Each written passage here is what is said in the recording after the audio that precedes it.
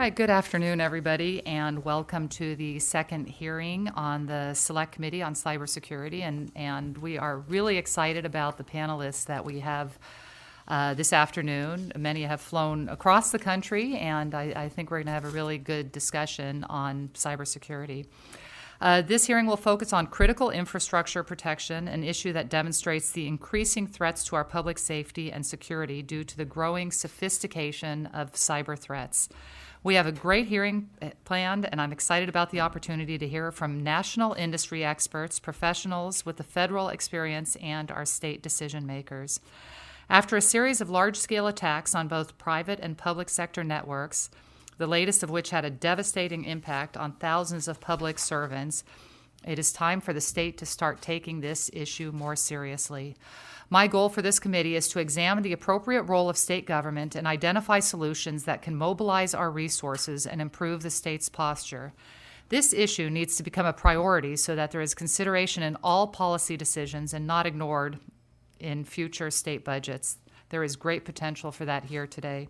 Cyber attacks threaten our most important societal systems, which we call critical infrastructure. In particular, the risk to the utility sectors is highly concerning, as all vital sectors, from healthcare to the water supply, rely on it. Despite the significant regulatory responsibility the state has in these areas, this has yet to translate to comprehensive cybersecurity policy.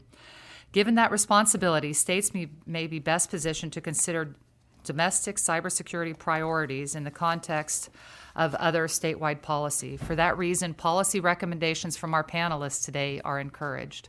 Our Office of Emergency Services and our military department are making progress in the areas of developing cyber defense and response capabilities, forming statewide emergency planning, leveraging federal resources, and building essential partnership. But more needs to be done.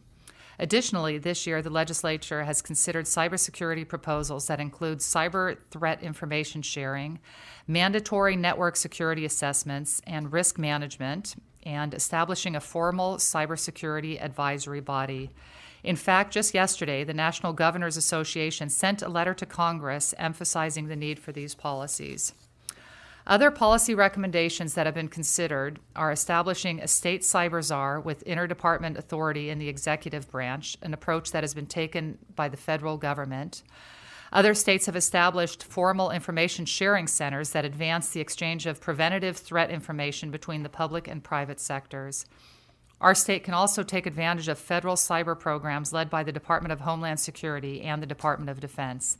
These include involvement in national incident response, workforce trainings, multi-state information sharing, and utilization of the National Guard and other DoD investments in cybersecurity. Lastly, and most importantly, is the focus on public-private partnerships. Given that a vast majority of our critical infrastructure in California is privately owned and operated, this working relationship is essential to the success of any security policy.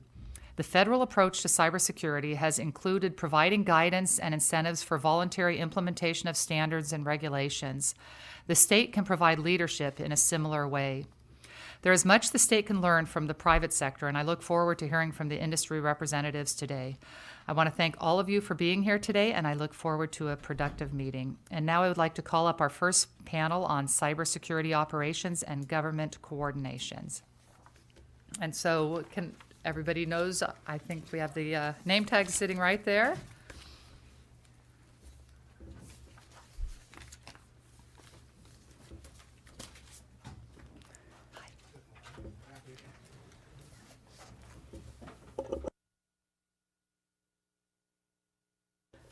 And again, I would like to thank all of you for being here today. If you could give us just a brief 5-minute or so opening, and why don't we start with Mr. Ghilarducci?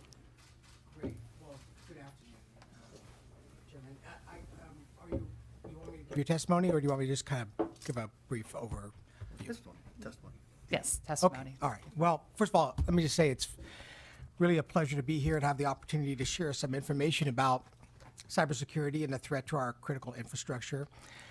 Really, let me start by saying that in 2015, the director of the National Intelligence, our National Intelligence, identified cyber attacks as the greatest threat to our U.S. national security. critical infrastructure, both the physical and virtual assets, systems, and networks vital to our nation in economic security, health, and safety truly are vulnerable to cyber attacks by foreign governments, criminal entities, and lone actors. And due to the increasingly sophisticated, frequent, and disruptive nature of cyber attacks, such as attacks on critical infrastructure, it could be significantly disruptive to potentially devastating to our state. In addition, the White House emphasized the importance of cybersecurity in its fiscal year 2014 budget. It requested a 20% increase in funding. And in February, the White House announced the establishment of a new Cyber Threat Initiative Integration Center to provide analysis and support to U.S. government and its allied agencies in response to cyber threats. The assessment of the Director of National Intelligence holds true for California as well. According to the State Threat Assessment Center, the center that we oversee, one of our intelligence centers here, a strategic center in California, national threats to critical infrastructure and key resources since 2013 have been dominated largely by cyber attacks. Hackers, state actors, organized criminal groups have conducted several cyber attacks targeting banks, hospitals, government facilities, and utility companies during this last year's reporting period. Though the motives of the groups varied in each attack, ranging from theft of information or financial gain to making political statements, this preference for cyber rather than physical attacks on infrastructure likely reflects the increasing links between critical systems and the internet, as well as the lower risk of detection and apprehension that attackers face. It's really one of the critical things that we are faced with each day as we evolve this particular threat.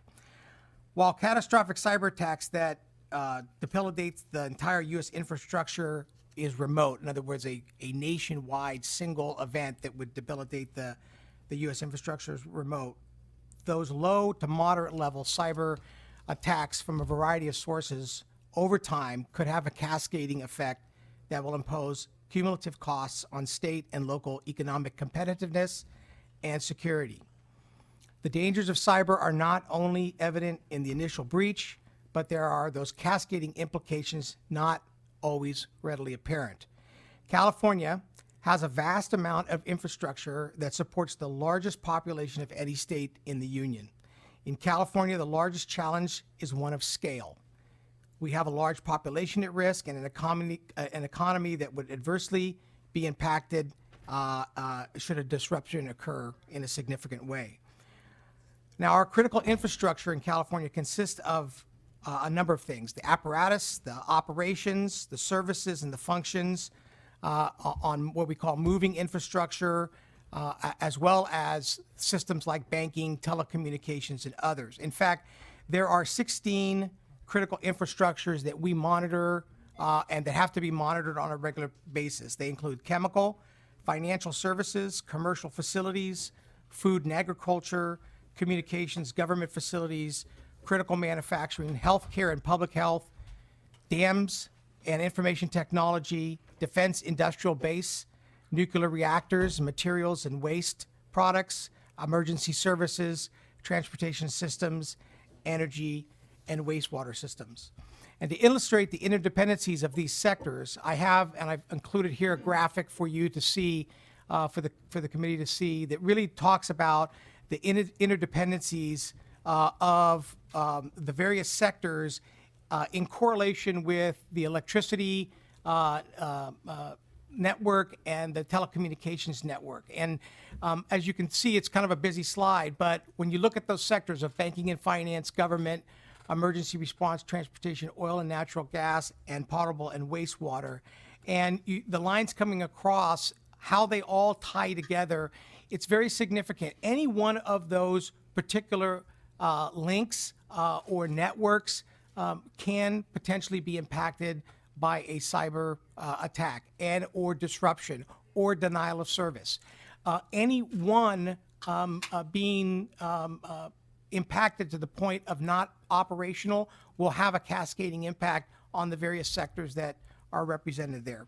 So this is a very serious concern of ours. Critical infrastructure protection is a part of one of the missions of OES as the state's not only emergency management agency, but Homeland Security agency. Protecting our critical infrastructure is a critical a mission of ours, and we put a lot of effort into doing assessments, risk assessments, vulnerability assessments, and working with a lot of the both public and private sector. What's interesting to note is that the majority of the infrastructure in the nation is owned by the private sector. And so private sector engagement with government in being able to share information in real time so that we are active to either detect or deter a potential cyber incident is absolutely critical.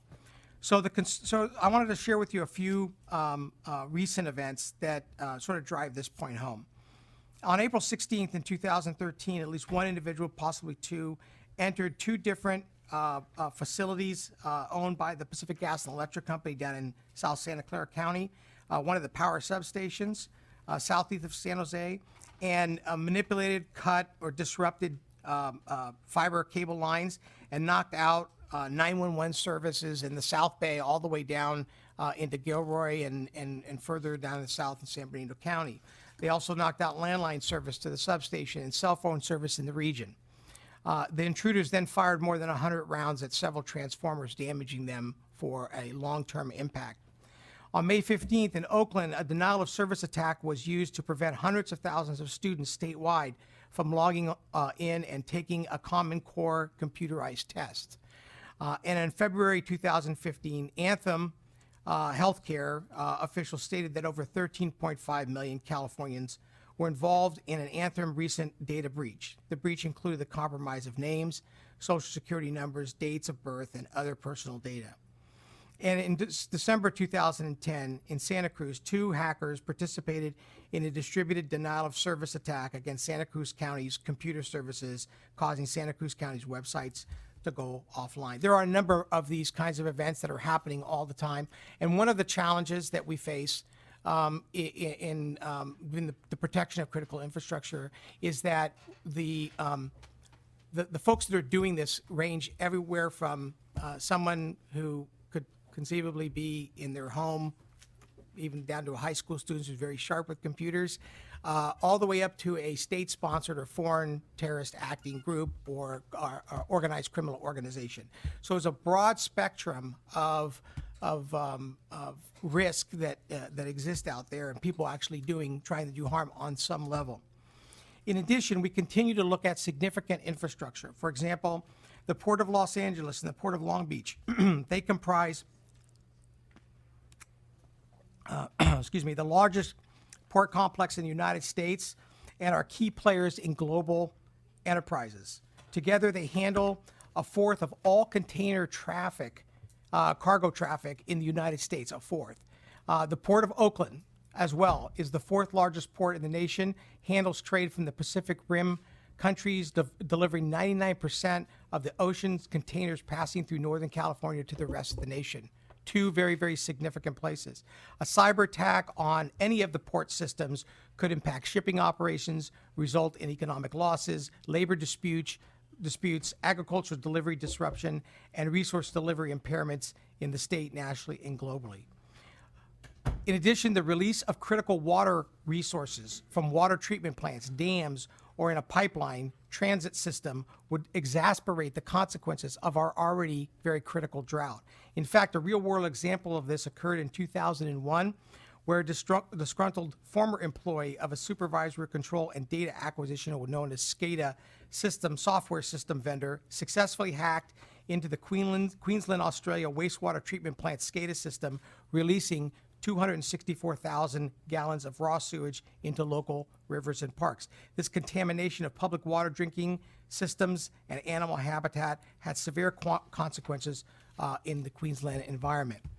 And an attack on fuel refineries or waste treatment facilities like this in California could affect crucial potable water resources that could have significant consequences on the environment and public health. So because OES is dually focused mission of providing emergency services and ensuring homeland security, we have taken and continue to take an all hazards, all crime view to the threats of our critical infrastructure. We do this through a collaborative and coordinated effort with our local, state, and federal partners, with our private sector, and with our intelligence network. Cal OES works with our partners to assess, understand, and mitigate risks to critical infrastructure within the frameworks of the state's Homeland Security Strategy, the State Emergency Plan, and the Emergency Services Act, as well as through other state agency authorities for investigation or forensic, depending on if they're criminal or not, and through functions through the National Infrastructure Protection Plan and Presidential Policy Directive 21, which outlines critical infrastructure security resilience for the nation. And we do this with a whole slew of partners, including Department of Homeland Security at the federal level, FBI, U.S. Secret Service, and the National Cybersecurity Communications Integration Center, and FEMA, and as well as Department of Defense. And within the state, we work very closely with our California National Guard, California Highway Patrol, the Office of the Department of Technology, Office of CISO, the Security Office, and others to be able to facilitate a common set of objectives for detecting, deterring, and mitigating in this. In addition, as a part of the overall state emergency response plan, we have established something called Emergency Function 18, which by the nature, there's 17 other ones. EF 18 really outlines the response and recovery functions and protocols that the state would take for a catastrophic cyber attack. At the local and private sector levels, we have built a number of partnerships.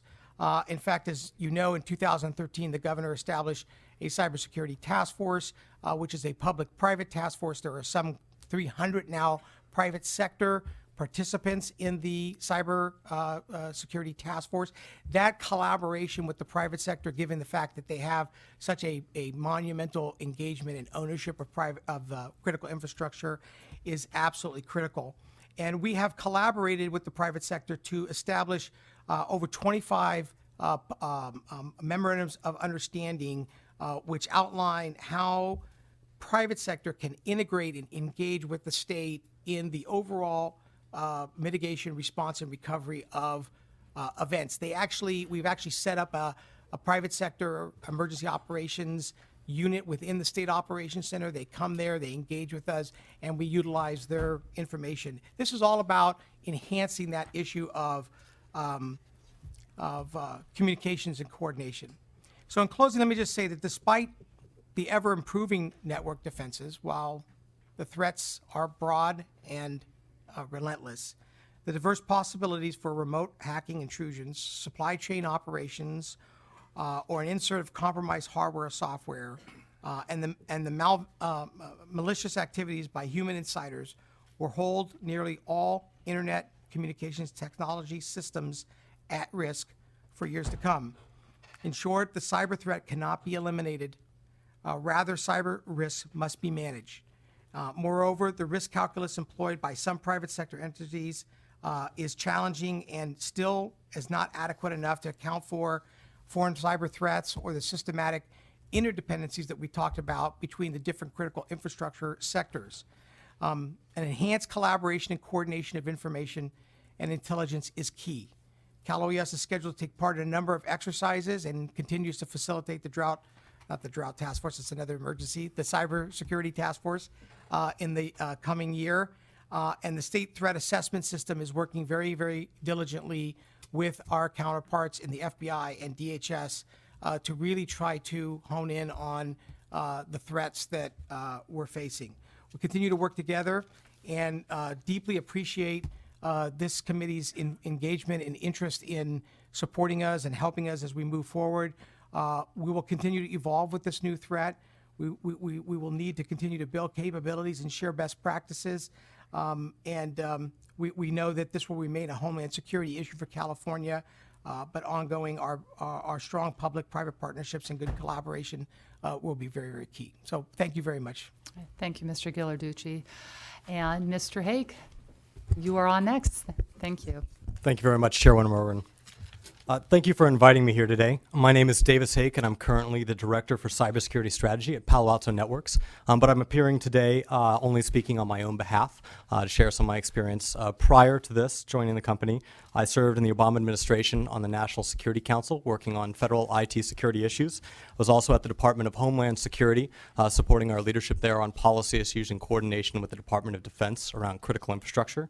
And then prior to that, I was the lead for the Cybersecurity Task Force on Capitol Hill, working for Congressman James Langevin. I believe that this is really one of the most important issues before us today.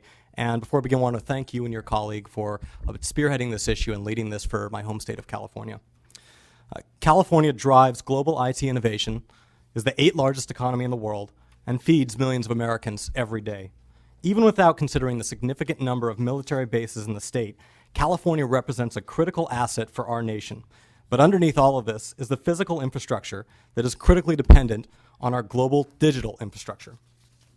From the Port of Los Angeles to Silicon Valley, which was almost affected by the Metcalf incident that the prior witness discussed, digital systems networked to the internet enable Californians to make an immeasurable benefit to our country and the world. However, this reliance also makes us vulnerable. Threats specifically targeting the industrial control systems that manage our critical infrastructure have grown in sophistication and number, especially in the last several years.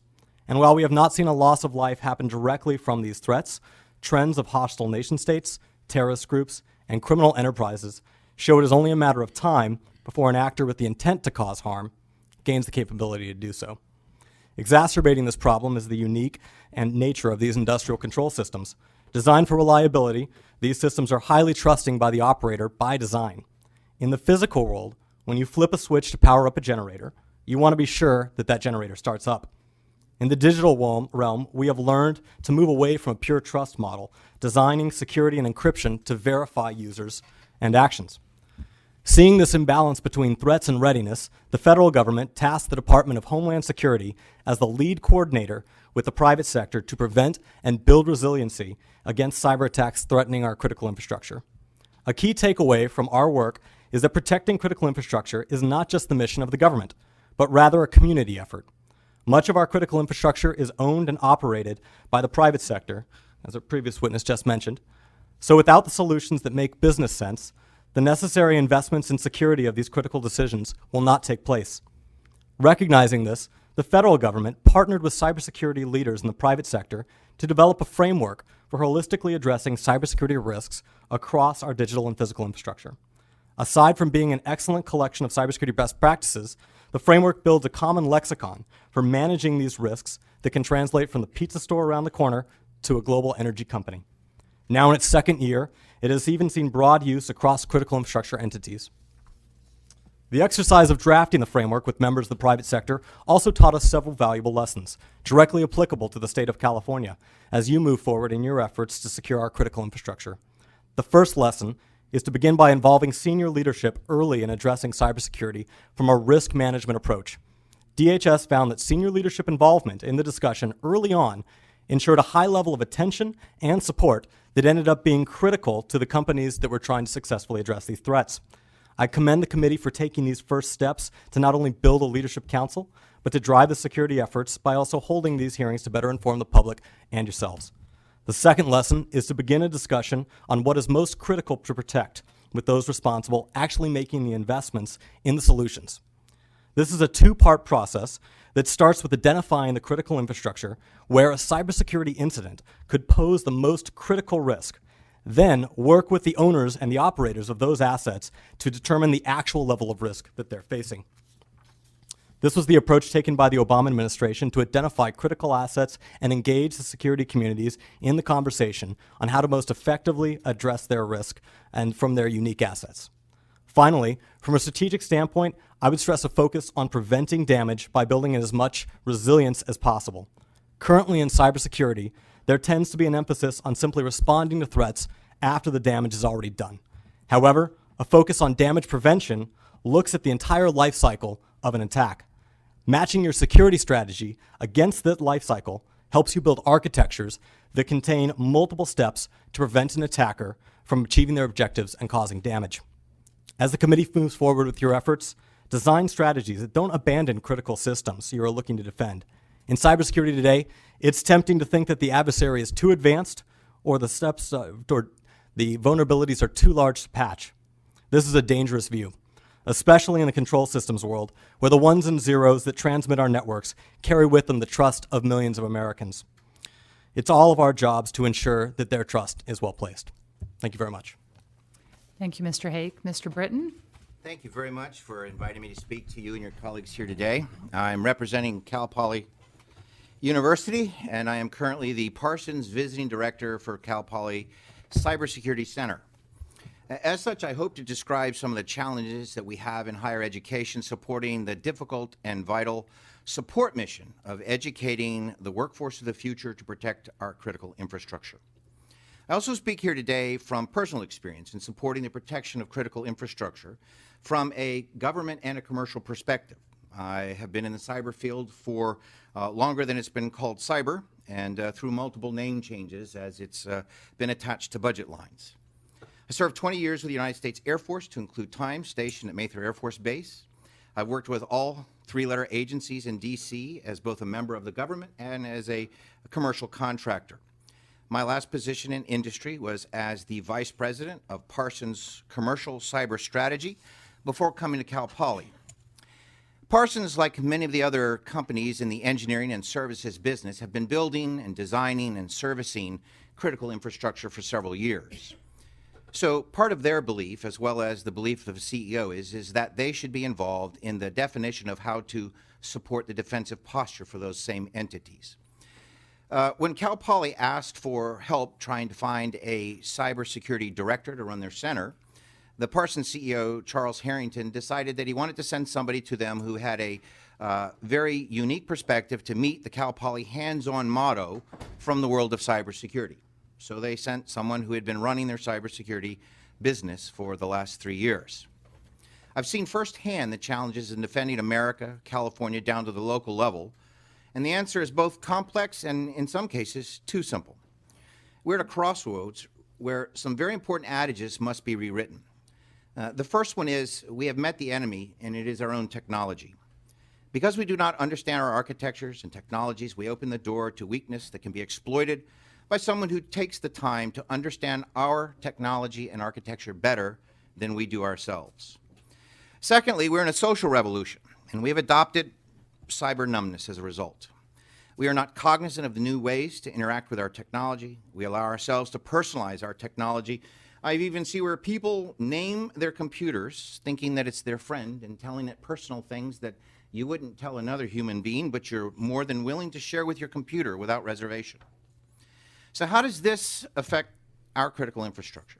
I'd like to start today by discussing 3 elements of concern in this area. First, it's been my experience that the elusive and almost ghostly event called a cyber incident is so abstract that it has created a not me response by the community at large.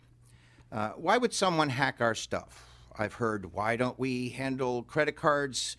We don't have any technology that they'd want to steal, so we'll wait until it happens to us, and then we'll spend the dollars necessary to fix the problem.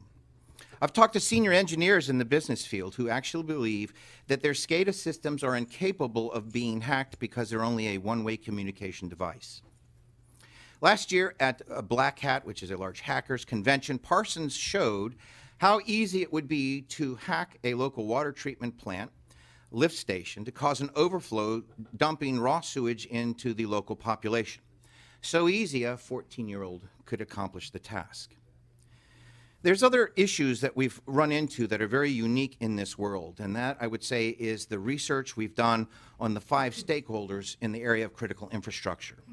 The 5 stakeholders are operations technology, information technology, security, business operations, and mission operations.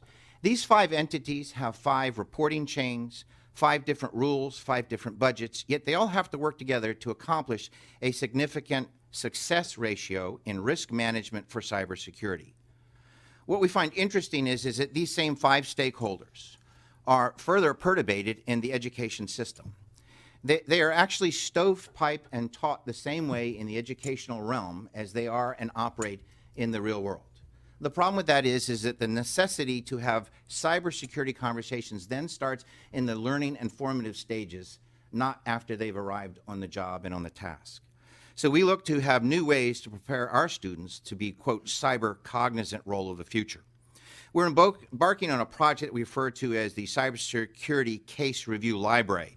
Much like a Harvard Business Review, it would provide case studies to business executives, or in this case, students in different categories and career fields that are studying architecture, engineering, design, even agriculture, that they could use those case studies to better understand how that will support and what their role is in cybersecurity. As a result, I think what we can do to protect critical infrastructure in California is we must realize that cybersecurity is a cooperative element. It is a fact that all these different systems, when turned on, really affects all of the entities involved, from the business operations, the mission, all the way down to security, IT, and OT. There are models that have been presented at a larger scale, the federal level, that would work in California, such as the DHS CERT program, optimizing the Department of the California Military Department in a service and support role to be the execution arm of the CERT for California. It is something that I think we need to also then look at what is happening across the board. We have to be prepared in the area of critical infrastructure.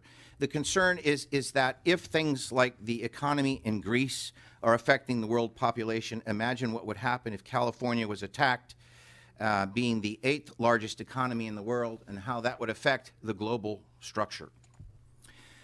One of the things that we can do quickly in a near term is to create shared training. The cooperation for training and for the service execution down the road starts in the training level. In February, the president was here at Stanford and called for a greater need in awareness, data sharing, and training.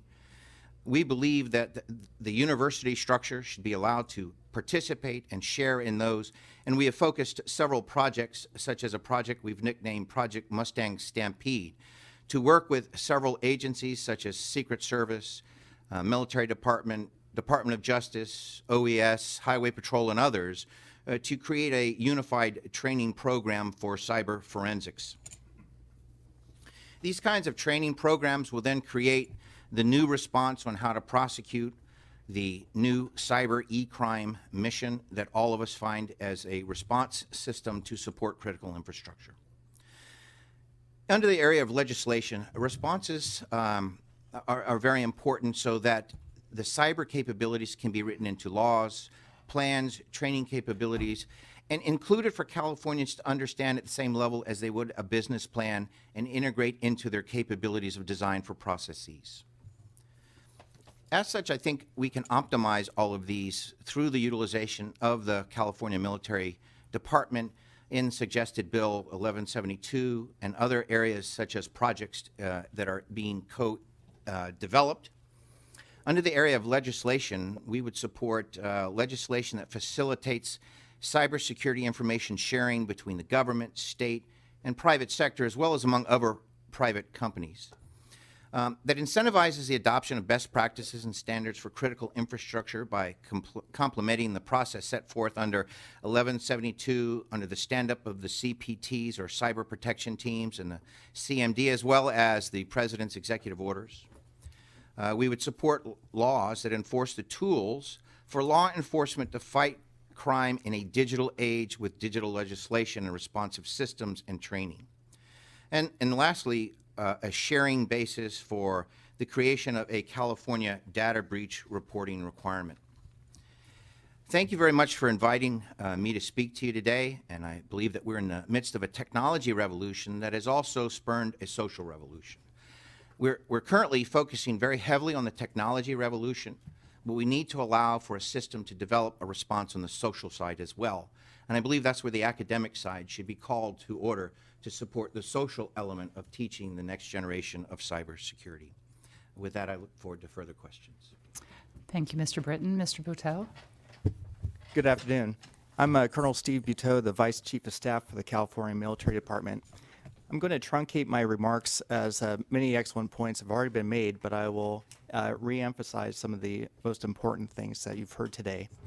First, the California Military Department continues to grow in both size and capability in the cyber realm. We have a cyber operations squadron in the Air National Guard, which is reaching operational capability. And as I announced in our previous hearing, the Army National Guard awarded one of its first cyber units, cyber protection teams, to California. Collectively, those forces, federally funded, represent more than 100 cyber professionals who will be on call under the authority of the governor to respond to emergencies in a state active duty status. California leads the nation in developing a computer network defense team, which is purely in a state status that made up of soldiers and airmen in the military department who perform vulnerability assessments and intrusion detection analysis in coordination with other state agencies in order to help mitigate and reduce the risk that our state partners face. The most important thing to highlight is that the military department's role, our primary mission, is that we provide defense support to civil authorities. Our most important partner in this realm is California Office of Emergency Services. We have a long track record of responding to complex, scalable emergencies that range from saving an isolated hiker in the Sierras to fighting fires in Yosemite to responding to earthquakes and up and down the state. We exercise routinely, and the complexity of cyber, as with the complexity of these other emergencies, requires a whole of community, a whole of government, but in cyber, a whole of community approach that really requires coordination across the full spectrum of government, industry, and academia. Our strategic collaborations continue. We work with the Department of Homeland Security. They validate that the methods and the practices that we use using commercial off-the-shelf capabilities from Silicon Valley to improve our cybersecurity posture are employed in a very effective way. We're also audited and inspected by U.S. Cyber Command on our military side. Collectively, this national trust brings lots of capability to us, and the military department is employing truly state-of-the-art capabilities and services that we provide to the state. In the realm of critical infrastructure, the most significant thing we've done recently is we partnered with Southern California Edison, and we participated in CyberGuard 2015, which is a nationally sponsored exercise, but the part of the mission of the challenge for this year is we had to bring in private sector partner and confront a complex threat attacking critical infrastructure, in this case, a utility partner. We had many good takeaways, and we're cross-telling those lessons with OES and other partners, and that relationship is helping to further galvanize the importance of having these strategic collaborations to plan for the future and try to pre-script our responses so that they're unified and effective. I will say one thing about the threat. The threat is evolutionary, and it's growing in complexity. Organized crime is reaching a level of sophistication where they are able to do some of the things that used to formerly be done only by some of the national strategic threats to the nation. It's very important that whatever we put in place, that we don't rest on our laurels. We have to continue to evolve. The strategic partnerships that established with the creation of the California Cybersecurity Task Force are instrumental in that, because once we lose our association with industry and academia, then we'll be hopelessly far behind where we should be to meet our objectives. So with that, I will end my remarks so that we can transition to questions. Thank you very much, Colonel Butow. I have just had two of my colleagues join me, so Assemblymember Obernolte and Chang, and I don't know if you have some comments? Just briefly, I want to say thank you very much to our panelists. I really think that the problem of cybersecurity is a unique one in the context of a committee here before the legislature, because this isn't a problem that we can legislate away.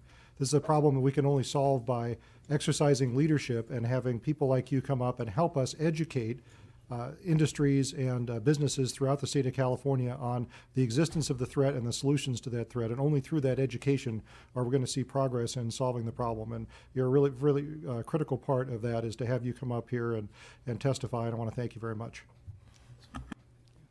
Thank you, Assembly Member Old-Bernalty. Would you like to make some comments? Thank you so much. I completely agree with my colleague, Assemblymember Ober-Nolte, and I also want to thank Colonel Buto for your comments regarding the cybersecurity threat as evolutionary. I absolutely believe in that, and that we need to be kept up to date, particularly in government. You know, in government, we tend to be much slower at progressing, and I think this is a time for us to step up. So thank you for your comments.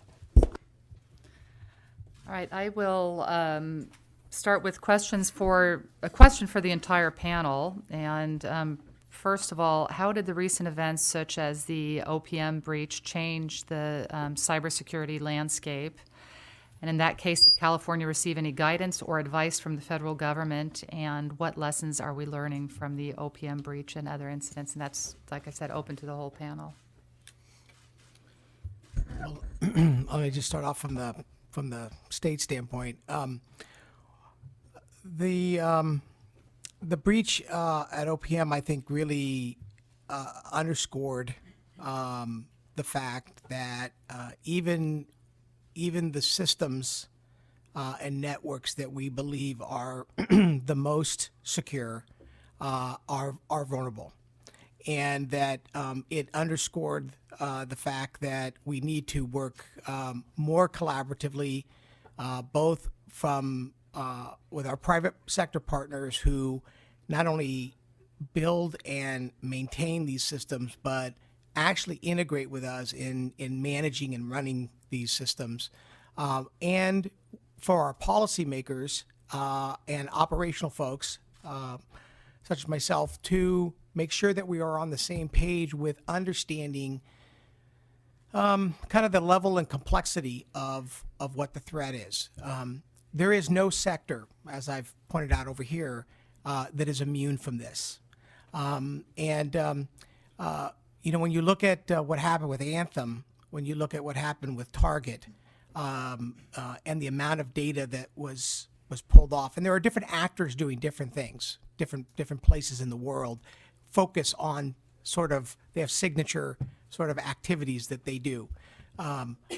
We need to understand that threat exists. That the guidance that we've received is really, look, wow, we at the federal government were breached in an area that we thought was secure, and that we all need to relook at our network systems, our infrastructure, our policies.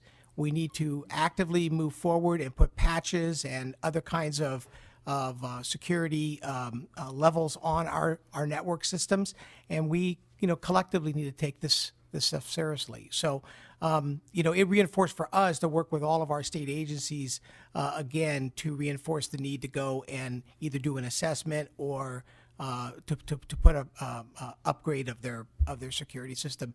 And in the intelligence network, we've worked very closely in sharing information as much as can be shared with regards to how did it sort of happen, what were the sort of the triggers leading up to it, so that we could be made aware in that information sharing, so we could see if it was happening again in other kinds of sectors or other areas, how we could respond accordingly.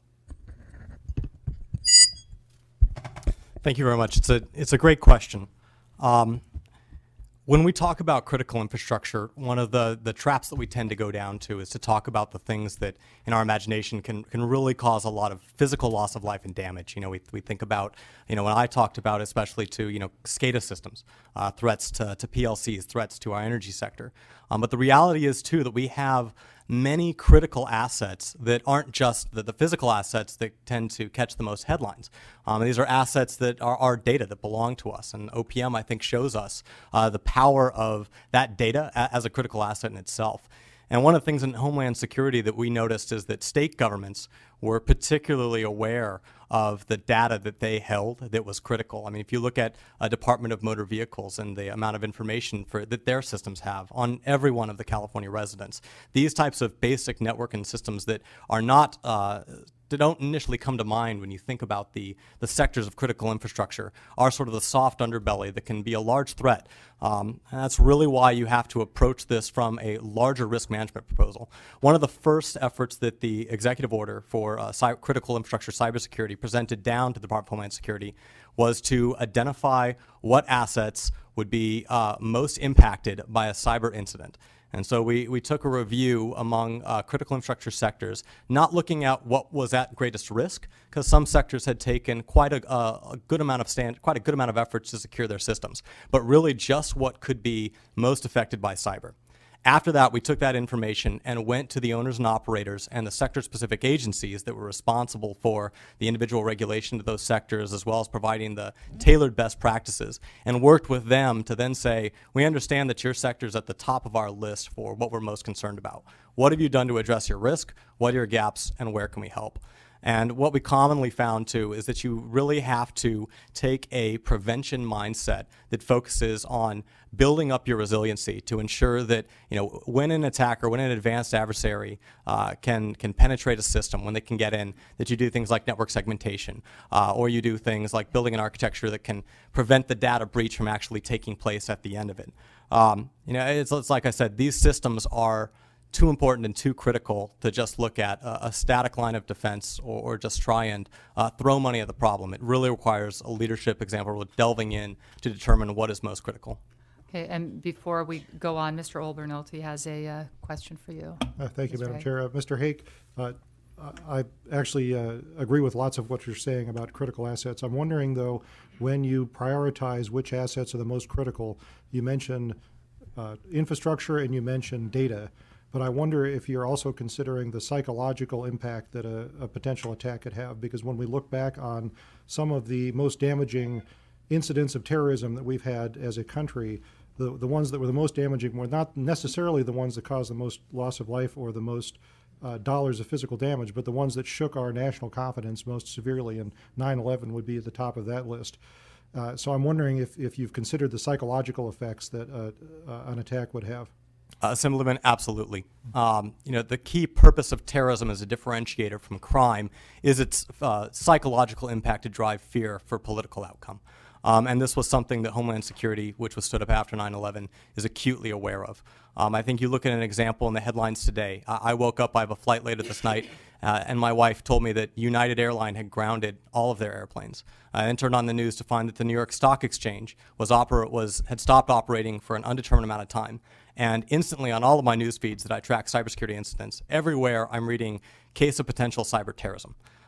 It turns out that it was likely just technical glitches and bad timing coincidence, but the amount of fear that could be caused from people's understanding about the breadth of the internet having a coordinated effect against multiple items certainly shows how effective cyber incidents could be as a purpose of terrorism. Luckily, I will say from the Department of Homeland Security standpoint and as well as the rest of the government, without getting into too many details, but the level of terrorist activity has not yet reached the level of capabilities to actually achieve that outcome. So, however, the potential for that greater psychological damage is something that's very real and should be considered when considering critical assets. Okay, thank you. Yeah, that's I completely agree, and I just think it's important. Maybe I shouldn't have even mentioned terrorism, because I realize that the motivations behind a lot of these cyber attacks span a broad spectrum in between just sheer maliciousness on one hand, and then national security threats on the other end of the spectrum, and everything in between. But I think that we need to be very cognizant of the unintended consequences of an attack being an attack on the psychology of our state, and that might not have been the intention of the attack, but that could have the result. So I want to thank you very much for your comments. I'll add, I was personally affected by the OPM breach, but I live to, live for another day, maybe a little less privately, but it underscores something important. So in our vernacular, it's personally identifiable information that was lost, and there are services and ways of protecting people on that, but they sometimes cost hundreds of dollars. A breach of medical records, HIPAA information. There are things that can really damage people and their reputations, and cyber, for the sake of shame, has strategic implications that could be used against our electoral process and other things. But one thing I would highlight is this. I think California's economy is fueled by our innovation and our small businesses. When intellectual property is breached and stolen, there's no repair for that. Those companies may go out of business. The legal and international structure is not swift to be able to correct those, and so and there are instances in the state of companies that have fallen victim to that. So so it is a significant problem, but the effects are really kind of tied to the nature of the type of breach that occurred. Mr. Britton, would you like to add something? Well, I think, again, another twist to this story that I'm hoping education is stepping up to more and more across the state. It's the decision process that went into the selections of the technologies and the capabilities, how they think about acquiring things, how they tie pieces together. In an Internet of Things, everyone is affected by the decision. Everyone has to have more cognizance of what goes on in that decision process, of how it either opens the door to vulnerabilities and or, without being too technical, understanding what risk you've put on the table. The identification of the information bits that are most important to be protected. So we don't just say it's security or IT's responsibility to fix this problem. The decision process for OPM had flaws in it, like any other system, and had not been updated in a significant amount of time, which caused part of the response for why it was so easy to get the information. Because we're not teaching that across the board, it's not part of the acquisition cycle, that is the cybersecurity understanding, we're missing the opportunity to correct those in the basis of understanding and setting up the process and doctrine on where we go. That's something I think we can work on as a collective. I might have just missed a sentence, but maybe you could address anyway. Did this how much was this breach caused by outdated computer systems? I think the entire reference for the breach was about updates to their system. So again, the outdated or not is not really the issue, but the process by which they chose to make the changes to the system is what caused the flaw. And again, we're using a system for acquisition, the same one we've been using for years, yet the technology is outpacing that process, that acquisition cycle. And so we're just now beginning to make new changes that enforces a different acquisition process for IT components and other structures. And that's where we need to be, is learning how to advance that understanding in the acquisition realm, in the contractual realm, so that they know how they're being affected. Thank you. And then another question for the panel. How can the significant shift in Department of Defense resources towards cybersecurity be leveraged to benefit our state? I could lead that one. I think my opening remarks demonstrates that we're beyond that. We're actually demonstrating that we're leveraging our federal capabilities. I think part of the challenge, though, is as being part of the National Guard, is we have a dual status. We're federally, we can be mobilized by the president, and or we could be called up by the governor. But in a national emergency, the president wins that argument. I was deployed during Hurricane Katrina, and a lot of our forces were deployed during various fires. We'll have forces deployed during the upcoming fire season. So there's all this balance that we always have to prepare to our max extent possible. But those are contingencies. Cyber is kind of an ongoing, continuous threat, and I will defer to Director Garladucci, but we would like to see something more of a fire, first responder capability that can respond to the needs of the state in a state active duty that's coordinated and orchestrated the same way that we do for our other threats and consequences.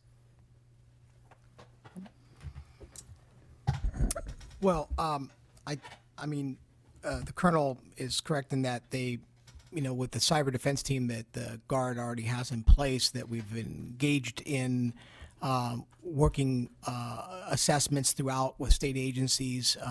They are part of the planning under Emergency Function 18 for a catastrophic cyber incident. The additional resources that he speaks of that are being supplied or provided by the federal government come under really the federal status that they get resources, and they really, to be clear, are technical expertise that could be brought to bear in really kind of bad situations. They will provide an enhancement. But all of this capability is important that it gets coordinated within a framework. It's important to note that each and every day there are local high-tech crime task forces that are made up of local, state, and federal that are working day-to-day issues associated with identity theft, criminal activity of organized crime, human trafficking, and many of the other things that the cyber hackers, et cetera, are involved with. And really, we provide that support to them, as well as looking at these interdependencies of infrastructure. One of the things that the military brings through its intelligence capabilities is working with our folks on the civilian side in looking at critical infrastructure protection. That's very important because they've got capabilities that can help us identify weaknesses or gaps in our critical infrastructure, and we leverage that with the military, with the National Guard all the time. In fact, we've got their folks embedded in Cal OES headquarters in our critical infrastructure protection unit, where they're working on making sure that our systems are operational day in and day out. All right, thank you. And we are running a little bit short on time, so I have two more questions for Mr. Britton and Hake. And just if you can give brief answers, I want to make sure that my colleagues have a chance to ask any questions that they might have. So for Mr. Britton, you touched on a number of legislative recommendations. What are some steps that the legislature can take either through policy or budget that will make a real difference in cybersecurity? I think the training and education side is critical. Supporting the role of the California Military Department with the right state resources is important. The joint training of those who will be prosecuting that mission collectively is very critical. Really, if you look at what's going to happen is that when an incident occurs, someone may not have the availability of getting on the net and figuring out that they're to call OES, to call CHP. They're going to pick up the phone and call the local law enforcement. So we have to reach down to that local law enforcement element and give them the tools necessary to answer and respond and point them to the right place to move up the channel. So that training and education is really the most important thing for the state to move forward. Okay, thank you. And for Mr. Hake, given your background in the federal government, how do you think the state could benefit from appointing a full-time director of cybersecurity with the authority within the relevant agencies? How has that coordinating effort worked at the federal level? Yes. So this was actually a key recommendation when I was in the House of Representatives. We were trying to put into legislation to have a central point in the White House and the National Security Council for coordinating cybersecurity efforts. Cybersecurity, as we've talked about, requires sort of a whole of community response that includes the private sector, includes military assets, includes public safety. And at the federal level, the Department of Homeland Security is responsible for being the coordinator of all those different efforts towards critical infrastructure. But we all go back and we all report back to the president, and his appointee, Michael Daniel, who I got a chance to work for briefly in the White House, serves as the quarterback of much of that effort and has the broader picture across. And that's been incredibly effective for our efforts, both in the military, law enforcement, and critical infrastructure protection realm. Great. Thank you so much. Mr. Nolte, do you have any follow-up questions? Thank you, Madam Chair. I have a question for Mr. Ghilarducci. And it's a follow-up question on something that you said that I found very interesting. You were mentioning that the risk calculus that were used by some of the private entities you found very challenging. Could you elaborate on why it was challenging and the difficulties in convincing them of the need to change? Well, basically, a lot of times there are a lot of proprietary, close hold information that private sector has in the infrastructure that they're managing, and quite honestly, over the in some of these sectors, they have not been as forthcoming or comfortable with sharing information in a public realm that they believe could go. To go, into the public domain, and so we have to work very diligently with them to ensure that those things that need to be kept confidential or classified do remain in fact confidential, classified. But we're having the same problem currently with, for example, the rail industry in being able to meet a recent assembly a bill about reporting when trains are moving through our communities with high volatile crude oil and reporting it in a timely fashion. There was actually even an emergency order by the U.S. Department of Transportation that directed them to do that.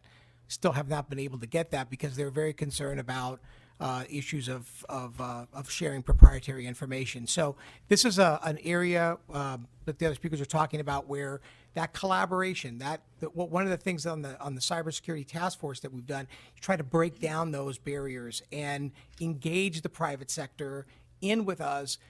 We can share information in a secure environment, and that's what we've been working on over this last few years, is to really enhance that capability. If I may, again, I really think it correlates to the 5 stakeholders. Those are 5 separate entities within an operating company, and they all have a different boss except for the CEO and a different budget. And so some of the risk areas are in one department and not in another. Or the risk entities are 2 separate kinds of risks. There's a business risk and a security risk. Until they come collectively together to discuss all of those elements as one, and that's not the norm currently within industry standards, it's going to be difficult to find the right place to plug into that risk can be evaluated on behalf of the entire company. So that's the challenge: organizational thought process and structure. Interesting. So Yeah, what I'm well- hearing you say is that these entities are prioritizing the risk of public disclosure of confidential information over the risk of cyber attack, and that it's an educational process to get that to change. It is, if I may. Yes, absolutely. Everything is evaluated in a different format for the risk discussion. And so in some cases, I've actually heard companies say we have no risk associated with something like this because it's not visible to them. So that is, in fact, an education issue. The fact that they don't believe that they handle credit cards, yet they have deductibles and other things. There is a mindset that it's a ghost, it's not real, it's not me, and I don't have to spend the money necessary to fix it. And so again, dependent upon who's running those departments, you may have a very strong IT person who believes that they need to have a very qualified risk assessment, or you may have an IT department of one who has just enough time to keep the systems operable and not run any risk cycle whatsoever. So again, this is a managed issue on the basically ethics of the entity that's running all these things and how they choose to approach this problem set. That's fascinating. Thank you. And just a final question, another one for Mr. Ghilarducci. And this is the same question, actually, Madam Chair asked of Mr. Britton, which I thought was an excellent one. What can we in the legislature do to support you in your mission that we're not already doing? Well, I think that the more we share what the challenges are, and as you that evolves, your support through either legislative actions, or obviously there's always a benefit of supporting from the budgetary standpoint activity, but I think more importantly, you all are the trusted agents in your communities. You at what I call the tip of the spear. Being able to be a voice in your communities, in the districts you cover, about the importance of what was just talked about, of building cyber capabilities, cyber protections and mitigations, and working with your business community. This is one area we could really share, and going to the business community and talking about how can they better engage with us. And I think that begins that conversation, continues to support our endeavor, because as you said earlier, I think it was you. There's only so much you can do. A lot of legislative actions, you can do a lot of budgetary actions. The bottom line is it comes down to the user, the community member, the business, in recognizing that this threat exists. And if we work together, whether we giving them intelligence, sharing real time, or them reporting to us that there's been some sort of a nefarious activity so that we can act accordingly together, that would be very, very helpful. Right. Thank you. Thank you, Madam Chair. All right, and I just had one, just last question, if you could answer that briefly. All of you talked about cybercrime. Are we giving our law enforcement enough tools to combat cybercrime as a state?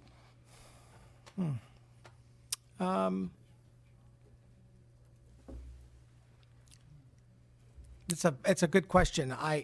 There's a lot. They have a lot of leadway, but there also are challenges. Particularly with again, privacy rights.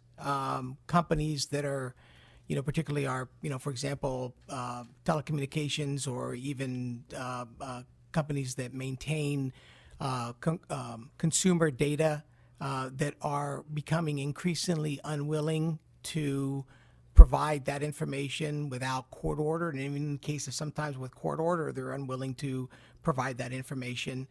Some of that comes down from a larger set of philosophical differences from what the federal government's doing with information.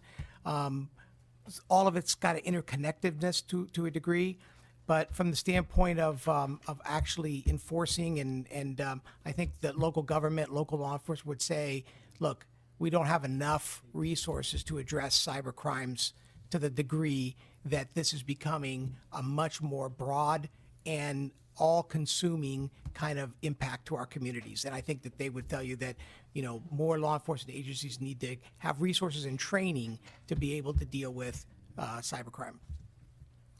I would suggest that there may be enough money, dollar value-wise, being spent, but it's not distributed equally enough to fight the problem set.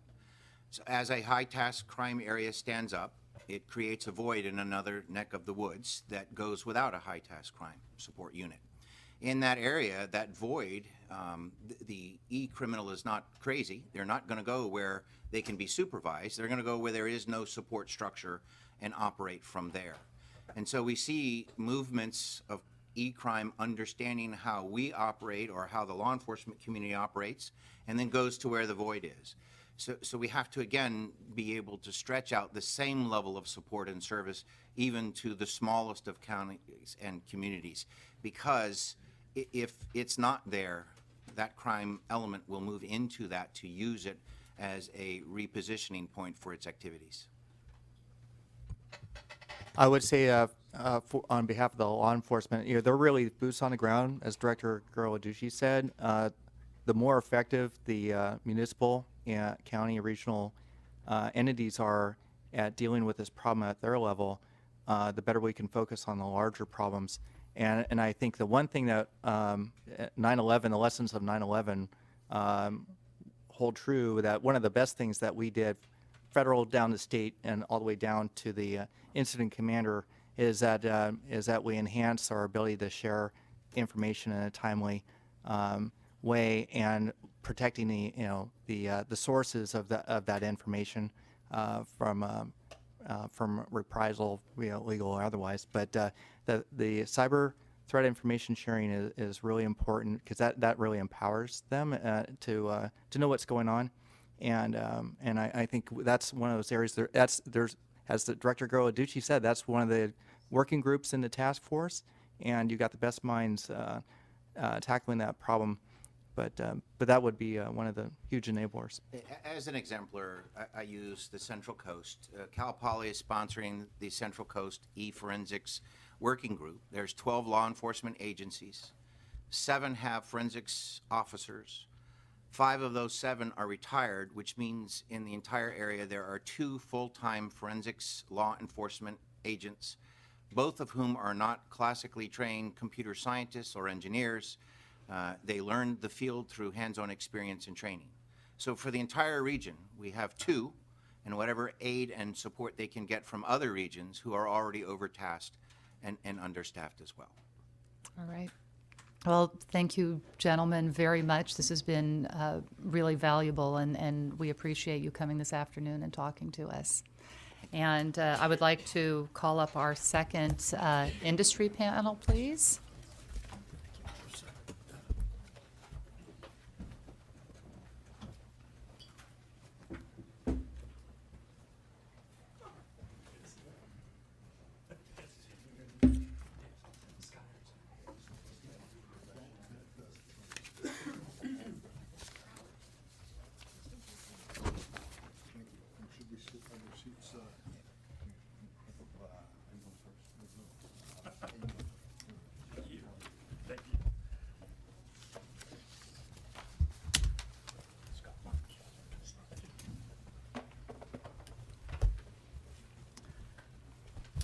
We really wanted to talk this afternoon about critical infrastructure and what is being done to protect it. And we have 3 real experts in the field with us this afternoon. I really appreciate you also. Some of you flew across the country, like I said before, and we think it's really important that you did and appreciate it. So maybe we can have a kind of opening statement from all 3 of you, an introduction. An opening statement. Sure. Madam Chairman, thank you very much, and Assemblyman Obanati, thank you for this opportunity. I'm Robert Mayer. I'm Vice President of Industry and State Affairs for U.S. Telecom. The U.S. Telecom Association represents some of the largest broadband service providers in the United States with global presence, including AT&T, Verizon, CenturyLink.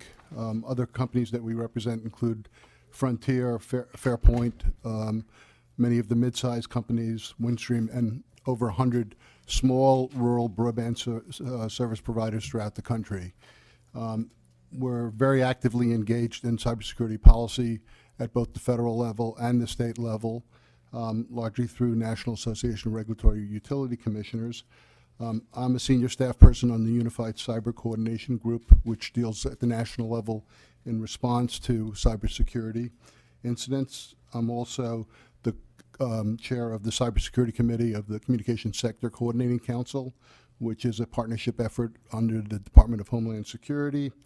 And I recently co-chaired an effort under the FCC CISRIC with over 100 cybersecurity professionals focused on adapting the framework to the 5 segments within the communication sector: broadcast, satellite, cable, wireline, and wireless. And I'll talk about some of that in my presentation. Thank you. Would you like to go ahead and do your Sure. Yeah. Absolutely. Is this the? Yeah, that's great. Very good. Well, thank you very much. Talk a little bit about the nature of the ecosystem. I think it's important in understanding how industry operates in a hyper interconnected environment, which is what the World Economic Forum described it as. Some of the stakeholders and venues and some of the challenges associated with rationalizing some of the activities across the federal state landscape. National policy guidelines that were set in motion by the president through an executive order, as well as, in our case, by the Federal Communications Commission Chairman Wheeler. Talk about the risk management roadmap in CISRIC Working Group 4, which is the effort that we just recently completed, and you heard previously references to the framework, so that was the major effort there. These are just some views of the ecosystem, and I think what it shows you is that it's become increasingly complex. We're no longer in kind of a hierarchical or siloed environment anymore. There was once upon a time when our industry could manage communications from the local endpoint to the through the long distance endpoints. Today, in an IP world, there's much higher levels of interconnection. We're also looking at the nascent Internet of Things, where literally millions of devices are going to be connected to individuals and networks, and all of that represents a risk consideration in terms of cybersecurity. And the fear, of course, is that some failure in certain parts of this ecosystem could have systemic impacts, which I think is what would be most concerning and alarming to policymakers. And how do we manage to prevent that? From a stakeholder and venue perspective, this is a very organized chart of what many of us kind of look at when we think about cybersecurity. So we have the private sector, critical infrastructure owners and operators. I think it's often recognized that about 85% of the infrastructure is in the hands of the private sector. For us as a communication sector, we deal with 27 major ecosystem dependencies. So for us to manage risk, we have to coordinate our risk with those independent entities. And you heard earlier about the need for cross-sector interdependencies. That's our acknowledgement of that. There are multiple government initiatives that we're part of. One of the government initiatives that I point out there is the State, Local, Tribal, Territorial Government Coordinating Council, which is one venue within the Department of Homeland Security partnership that allows us to engage state stakeholders. More importantly, if you look at that middle in that lower left diagram there, and you look at the state actors, you have the emergency office management centers, you have state PUCs, fusion centers, you have the governors and the executive branch involved, you have state CIOs, you have the state National Guard. All of these entities have legitimate interests in cybersecurity. The key issue for us is how do we rationalize these activities at the state level and across the states? And we've been working hard at the federal level over many years, and I think we've had some success in rationalizing the activities of different federal entities, but that's still a work in progress.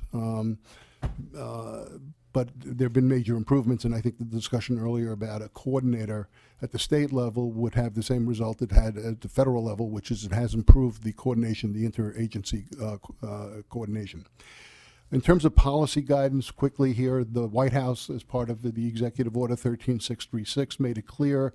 It talked about what the objectives were with regard to critical infrastructure, encouraging efficiency, innovation, and economic prosperity, and also ensuring safety, security, and business confidentiality and privacy. But they most importantly recognized that the way to achieve this goal is through a partnership with owners and operators, improving critical infrastructure information sharing, and collaboratively develop and implement risk-based standards.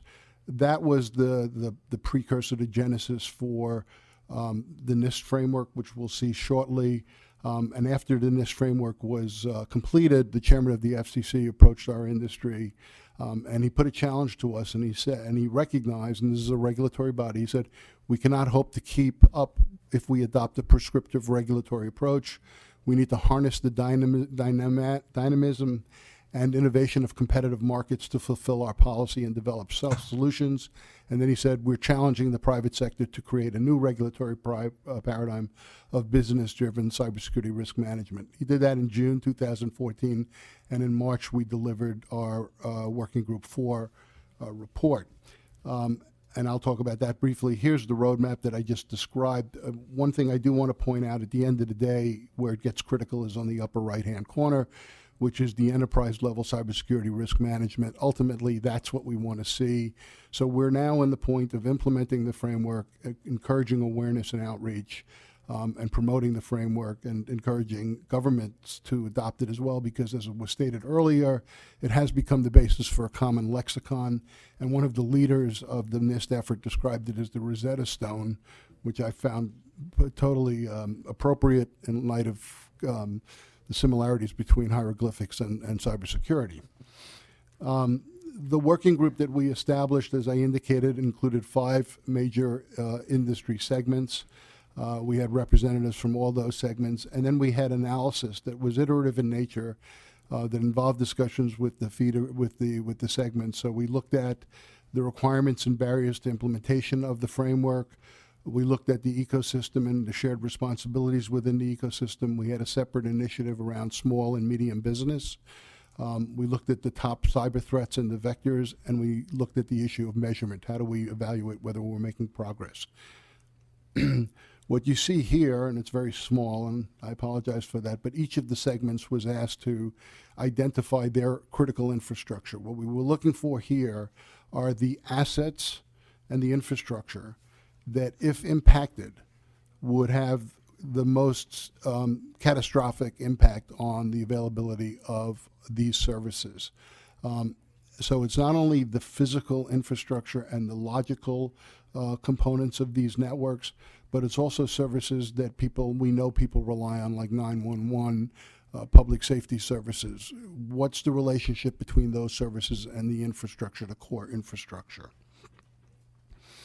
What we studied in great detail were, we looked at the transmission control protocol, the IP protocol, which is the commonly known reference for the internet layers. And at the very top, you have the application layer, you have network layers, and at the bottom, you have transport layers. And we looked at the attacks, the threats that were coming through on those vectors, and wanted to understand the ecosystem targets for all of them. And these are all of these attacks were validated. They were the attacks were vetted with security professionals, not only in the communications industry, but in IT and government. These are the things that we're facing right now, and those are on the left there, the entities that are being impacted. Okay, plug in or find another power source.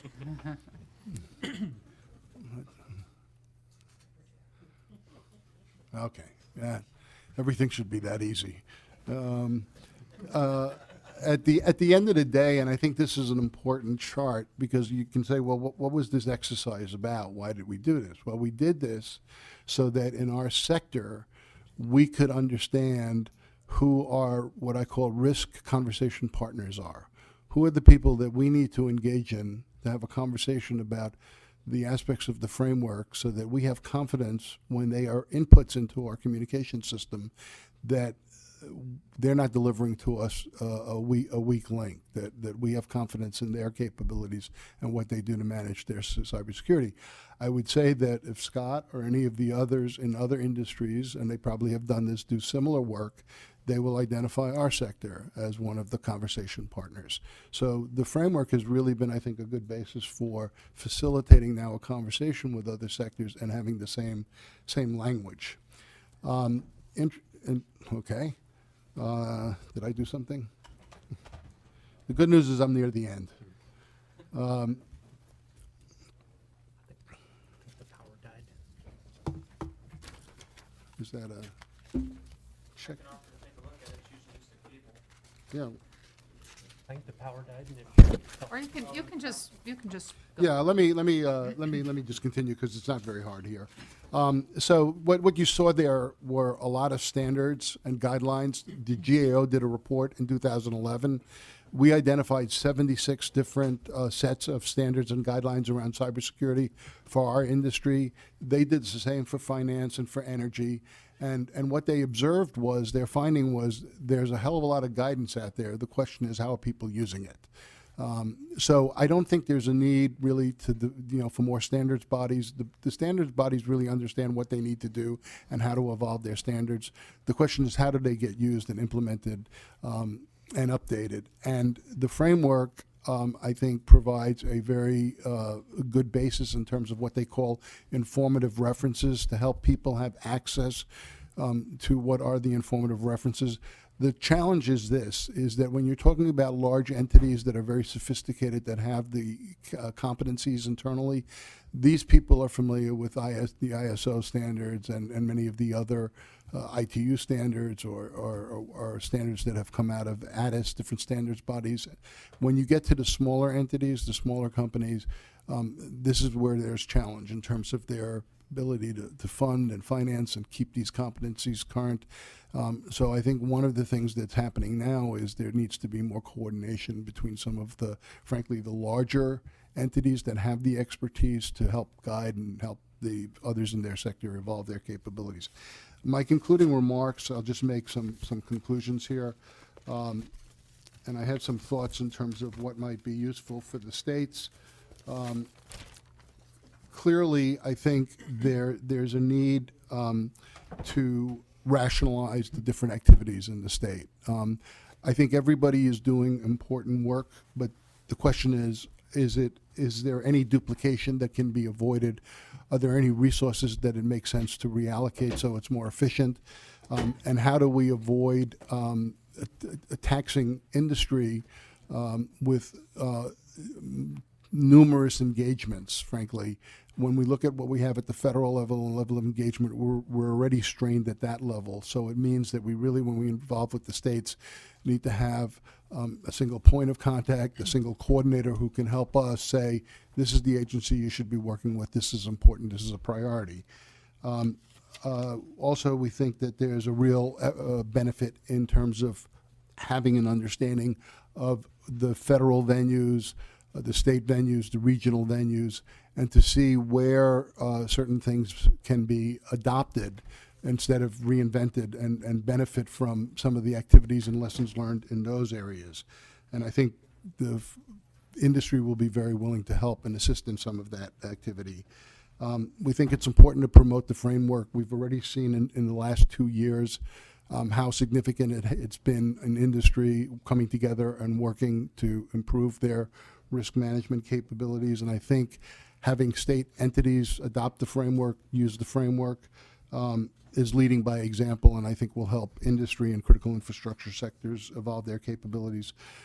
A big role in education and awareness. We heard about this earlier. One of the key issues is workforce development. We're not training enough people in cybersecurity. They're not coming out of the universities. We got to get them earlier in the earlier grades, so we have to build competencies in our educational system. And then lastly, I would say the whole notion of building security by design is really important.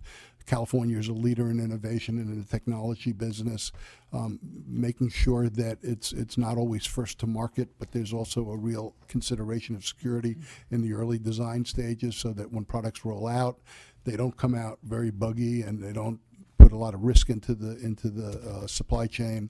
Those are all things that I think the states can be very helpful in terms of managing.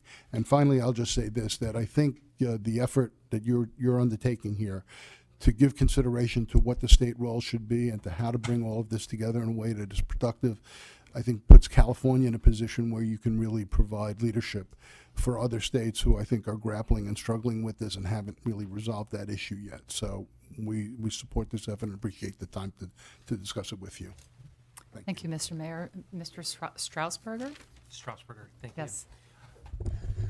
Hello, I'm Martin Strasburger. I'm Senior Manager, Information Security at Pacific Gas and Electric Company. Been with Pacific Gas and Electric Company for about 5 years, and I run our team that actually monitors for cyber attacks, works with our governmental partners to share information and intelligence, responds to events as they happen. So really the folks on the ground at a major utility dealing with this every day. So I hope to bring that perspective. First, I'd like to say thank you to the committee for the opportunity to come discuss this very important topic. As not only an employee of California Utility, but a resident here, it's really nice to see that the California state government takes this seriously, is taking a leadership role. So thank you for that and this opportunity. It's really the bottom line, it's the #1 responsibility for our industry to provide safe, secure, reliable gas and electric service. That is without a doubt. And actually, we've always said safe and reliable, but as security has come to the forefront, we really have combined secure right into safe. It's just right up there with safety. It's part of our safety culture that we try to bake into everything we do at Pacific Gas and Electric Company. We fully understand the importance and the criticality of our infrastructure. We have 70,000 square miles of service territory. 16 million people rely on the power that we provide. So it is very clear how critical it is, and it's also clear to us, working with our governmental partners and private sector partners, how seriously we do have to take the cyber threat. So we really do that. So our strategy really has been focused on, I think you've heard from various folks up here, it's a risk management approach. It is another enterprise risk. we've been dealing with risks of earthquake, wildfires, you can name it, for years, but cybersecurity and the attacks that can take place is another risk that we need to evaluate, really understand, allocate resources. So what we've done is really educated ourselves on the cybersecurity risk and really baked it into our overall enterprise risk management program so that we can programmatically evaluate the risk and really handle it as appropriate. So that's how we've been really focused on cybersecurity. And probably the most important point that I want to get across here is the public-private partnership that really I think has been pretty effective, at least in my 5 years running the team here at PG&E, both at the federal and the state level. It's a shared responsibility. I think everybody understands that. We couldn't do it without our public sector partners. Also, our private sector security partners here in Silicon Valley, if they don't continue to develop innovative solutions that we can then use, and if we don't continue to partner with our governmental partners, sharing information, providing intelligence to us, that's just the critical thing is continued partnership. So in conclusion here for the opening remark, we know there's a lot to still be done. We really value the continued partnership, and we look forward to what the state is going to bring to bear in the near future on this topic. Thank you. All right, thank you. Mr. Aronson? Thank you very much. Thank you, Madam Chair. Thank you to the committee for inviting me. And I know I'm last, and so certainly not least, but I do want to just sort of truncate some of my remarks and associate myself with a lot of things that have already been said. I think it's fascinating. You've had folks from government, from industry, from academia, from the military, all saying a lot of the same things, and that really rarely happens. So for the purpose of my remarks, I'm going to sort of focus on a couple things. I've provided some written comments, and you guys can peruse that at your leisure. But I want to highlight two things that, again, I think you've heard sort of throughout the duration of the hearing so far. First is this isn't risk elimination. This is risk management. I think anybody who tries to tell you they can protect everything from everything is either lying or trying to sell you something. So we have to put this in context that this is, just as Martin just said, it is one more risk that the electric utility sector has to manage. The other thing that I want to focus on, and again, you sort of heard it, and it's inherent in the tenor of the discussion, it is about partnerships. This is about the whole of community. We are all in this together. I represent the Edison Electric Institute. We are the trade association for electric utilities around the United States. And our focus has always been to work as a sector. We operate one big machine, the electric grid, but also to work with those other sectors with which we are relying on. We're often looked at as the most critical of the critical, the electric utility grid. Everything else relies on us. Well, as Robert alluded to, without telecom, we can't operate. Without transportation or pipelines, we can't move our fuel. Without water, we can't generate steam or cool our systems. Without financial services, we can't trade our product. The interdependencies here are profound. So I want to really highlight this notion of partnerships. I also have the privilege of serving as the secretary for the Electricity Subsector Coordinating Council, and I'll go into a lot more detail in a minute about exactly what that is and what that does. But at a very high level, it brings together the highest levels of the electric utility sector with the very highest levels of government. Those three-letter agencies that were referred to earlier, the Department of Homeland Security, the Department of Energy, the White House, the Director of National Intelligence. The other thing I want to do before I kind of go into the meat of my comments is sort of level set on a couple of things. There's this notion of cybersecurity that most Americans get, which is protecting of personally identifiable information. The electric utility industry takes the protection of its customers' data very seriously, but when we're sitting here talking about cybersecurity, it really is more on the OT side, the operational technology side, less so on the IT side. What are those things that impact national security? The other thing I want to sort of highlight is we look at this from an all hazards perspective. I think 5, 7 years ago, cyber was new. It was the thing that got everybody's attention. As has been evidenced by any number of incidents in the past 5 to 7 years, you are not going to have a cyber attack without physical implications. You are not going to have a physical attack without cyber implications. So to bifurcate those, I think, is unnecessary. I think we need to look at this holistically and then, frankly, also add natural disasters into this. Whether it's an act of war or it's an act of God, it really is about keeping critical infrastructure operational. We are critical infrastructure. It's not a fun label that we just like to throw around. We are critical to the life, health, and safety of Americans. It's a responsibility that we take very, very seriously. So now just to kind of highlight a couple of points. How do we manage risk? The term of art is defense in depth. The point there is there isn't a single strategy that any one company is going to use. Cyber or any sort of security is not a check-the-box exercise. Okay, I've done X, Y, and Z, and therefore I'm secure. No. In fact, you're the opposite at that point. You're complacent. You think you're secure. The adversary and the adversarial intent is always changing. The adversarial capability is always changing. We have to be flexible as well. That said, we, the electric utility sector, are very proud of the fact that we have standards in place. They are mandatory. They are enforceable to the tune of $1 million a day for failure to comply. Mandatory and enforceable cybersecurity standards for those basic things, the foundational, what we call basic blocking and tackling that makes you secure. To put really colloquially, we'll put it this way. If you mandate that we put a 10-foot fence around everything, the adversary will simply bring a 12-foot ladder.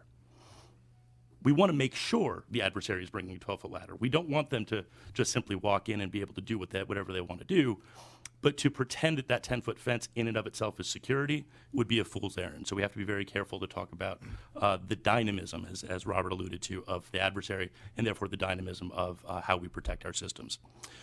Second thing we do, part of this defense in depth idea, is prioritization. You protect diamonds like diamonds, you protect pencils like pencils. There are 45,000 substations in the electric utility, in the bulk electric system in the United States. If you've got 45,000 priorities, you've got none. So you have to focus on those things that are the crown jewels and protect them accordingly.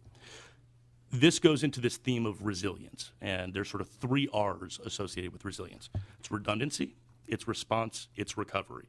So redundancy, 45,000 substations, we can lose a couple of them. We have. That's okay. There are interesting examples of substations that were critical at one point and then were taken off of a critical list. Well, why aren't they critical anymore? We built a couple new ones. Just as the adversary is changing, our system is constantly changing, and therefore our security posture has to constantly change. Response is the second part. This really is about, and you've heard it throughout the course of the conversation, segregating networks, rapid information sharing. Basically, you don't let bad days become catastrophic ones. You don't allow attacks to migrate across a system, move laterally. You stop them, you isolate them, you respond. And then the last part of the resilience equation, recover. Again, I said it before, you cannot protect everything from everything. So one of the big things that our sector does is focuses on the ability to recover when something goes wrong. Not if, but when. Natural disasters, acts of war, acts of God, doesn't matter. We have to respond and recover. I'm very fond of an Eisenhower quote in this space. Plans are useless, planning is everything. Or if there's a better one, Mike Tyson, everybody's got a strategy till they get punched in the mouth. The point here is we have, is this the first time that Mike Tyson's been quoted here? I hope so.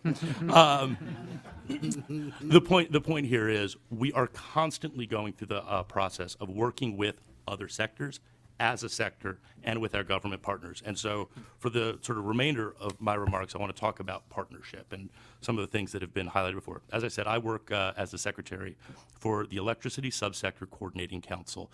This is where CEOs and senior administration officials come together to plan, to work together, to figure out the things that we can do as a sector and with the government to improve our security posture of the industry and by extension of the nation. We don't just meet 3 times a year, pat each other on the back and say, you're doing a great job. We actually are doing things that are advancing the cause of security, focusing on 4 issues. First one, tools and technology. Put really simply, the government has some pretty cool toys. We want those on our systems. improving situational awareness, improving information sharing, improving our ability to respond and know what is happening. Second is information sharing, making sure the right people are getting the right information at the right time. Operators like Martin need a certain class of information. CEOs need a different class of information. When folks like Martin run down the hall and say, Mr. and Mrs. CEO, we've got a problem, we don't want the CEO to say, who the heck are you, get out of my office. We want the CEO to understand, yes, I'm aware of the vulnerabilities, I'm aware of the threats, I'm aware of what's going on out there. Let's see how we can't work to fix this together. And then going back to tools and technology, this is cyber. These are things that literally move at the speed of light. How do we get the humans out of the equation entirely and do machine-to-machine information sharing between the industry and the government and across the sectors? Third, incident response. I've talked about that already. Mutual assistance is something that this sector, the electric sector, is in our DNA. We have had to respond to natural events for literally a century or more. We share equipment, we share people. When Superstorm Sandy happened, we had folks from Southern California sending bucket trucks to the Northeast. This is in the DNA of the electric utility industry. We have to practice unity of effort, unity of message, working together as a sector with other partners with the government. And then the last, cross-sector. I've already hit that point. There are so many interdependencies here. That chart that was up previously I think is fantastic. You can make it even more complicated. The interdependencies are profound. I like the way Robert put it. It is not a top-down point anymore. It really is a whole of community. How do we work together? So in conclusion, as I've said, there is a maturity that has come with cyber these days, that we don't have this all under control. But we are working very aggressively as a sector, and we are working very aggressively with the government. We, the electric utility sector, don't have intelligence gathering capability. We don't have law enforcement. We don't have a national security mandate. The flip side of that is the government isn't necessarily good at operating an electric utility system. We have to be doing this together. We have to be doing this with other sectors. So with that, like I said, I appreciate you all taking the time. I appreciate you all making this a priority, and I look forward to answering any questions. All right, thank you very much. I've had 3 additional colleagues join me. It's been a busy afternoon for the Assembly, and they've been in other committee hearings. But I thought maybe if they wanted to just introduce themselves and if they had any comments. No? All good? All right. Wanted to give you the opportunity. So from an industry perspective, what can the state do to better support your cybersecurity efforts? And this is for everybody on the panel. I'll start since I'm already on a roll. I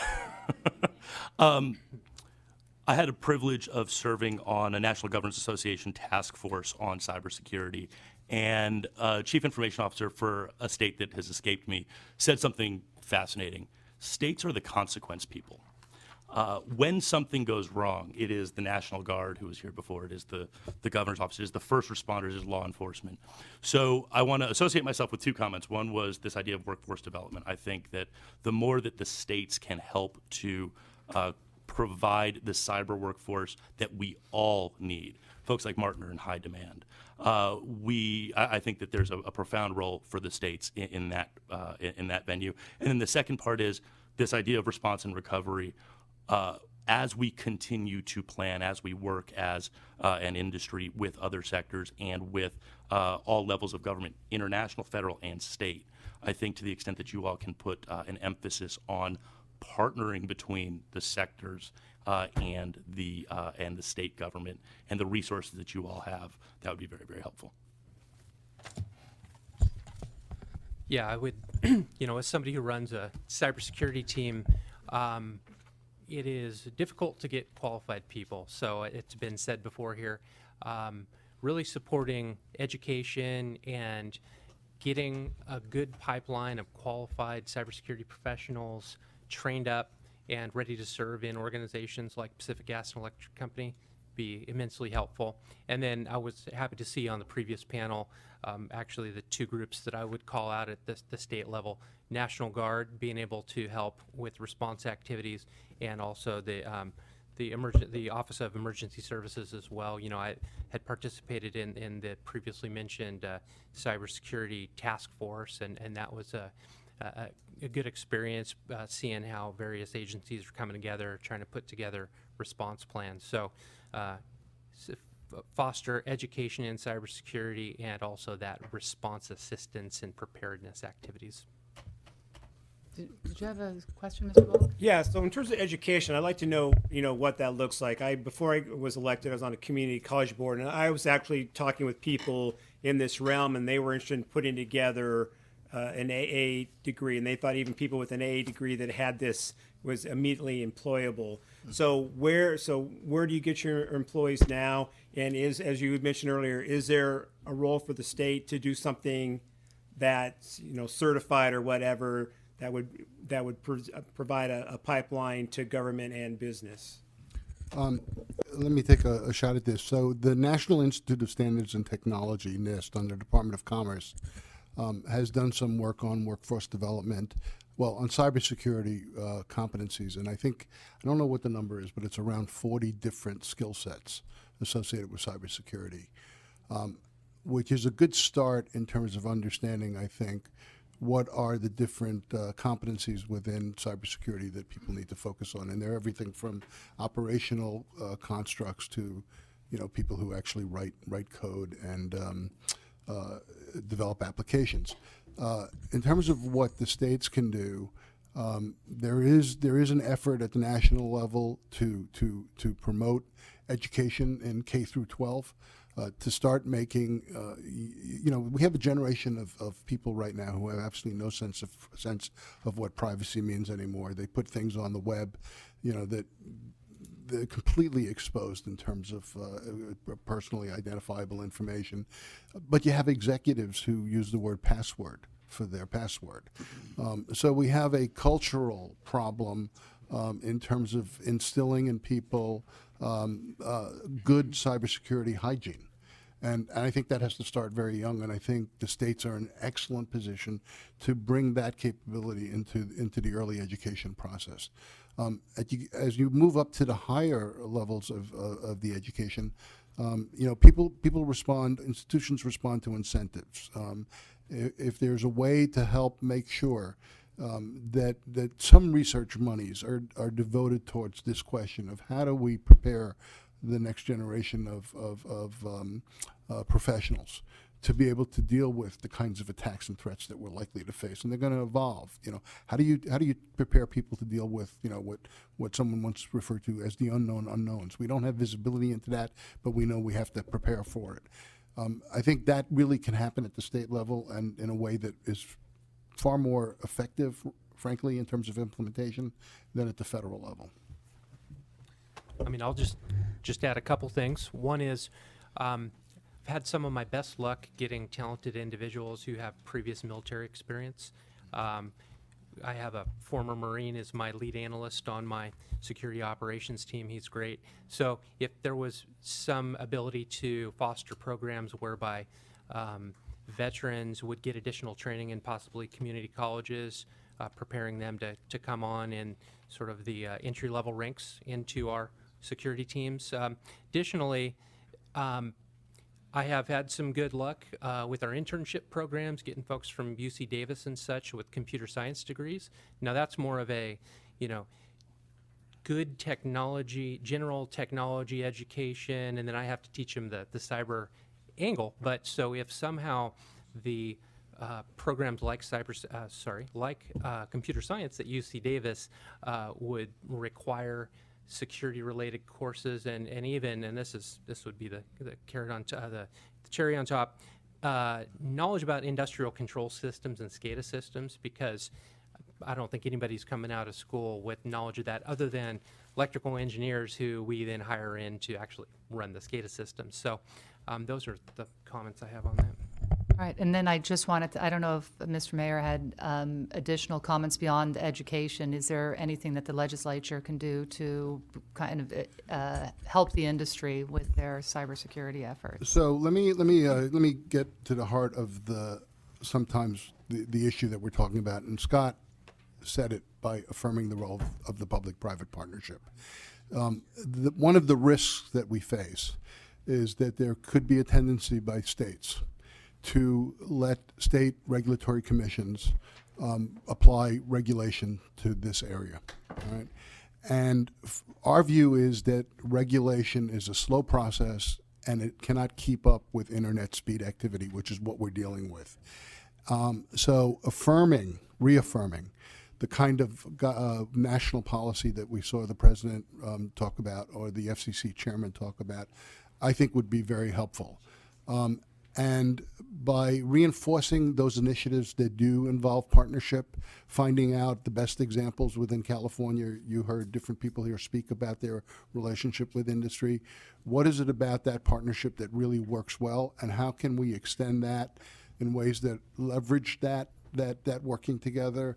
I think those are the kinds of things that would be extremely helpful. If we don't establish a culture of collaboration in this area and institutionalize it, we're going to have bad days. And when we have a bad day, the default is going to be we're going to overreact and we're going to overregulate, and we're not going to be safer in the long run. So we have an opportunity now to get in front of this issue by encouraging good behavior, good culture, good process, and frankly, conversations like this, to have them on a routine basis, to bring other people in from industry, to inform you, for you to challenge us, to have that dialogue. I think that's hugely beneficial to us and frankly to policymakers as well. Right, and you had you alluded to the president's policy suggestions. One of the things he talked about is cyber threat information sharing. Mm-hmm. How would that ability, or how would that help your sector? I'll start with that. So I think one thing that I was at a meeting of the FCC CISRA Council last week, and one of the gentlemen from Shadow Server, which is a very competent group that tracks cyber threat information on a daily basis, said to the FCC folks in the room, said there's a lot of information sharing already going on underway, every day, and the reason you don't hear about more problems is because that conversation is happening. Generally speaking, there are networks. I am certain that this gentleman here has a network of people who, when he sees something on his network, will call up and say, "Are you seeing this? Or is this a problem? Or how have you thought about that?" We call them trusted pools of groups, and these trusted pools have developed organically. Now, another executive order that is out recently is on creating information sharing and analysis organizations, ISOs. The goal there, and one of the White House people told me recently that one of the models was the Bay Area information sharing group here in California, where you have a group of people who have organized themselves around the need to share information about cybersecurity. So promoting these organizations, this information sharing process, I think is very helpful. For our industry, we have real serious interests in protecting personally identifiable information. We have a very active plaintiffs bar that would be all too ready to challenge information sharing that they deem inappropriate. So we really do need some liability protections, and we've been working diligently at the federal level to try to secure that for many years. Anything, frankly, that the states can do to help us in that respect, I think would be useful.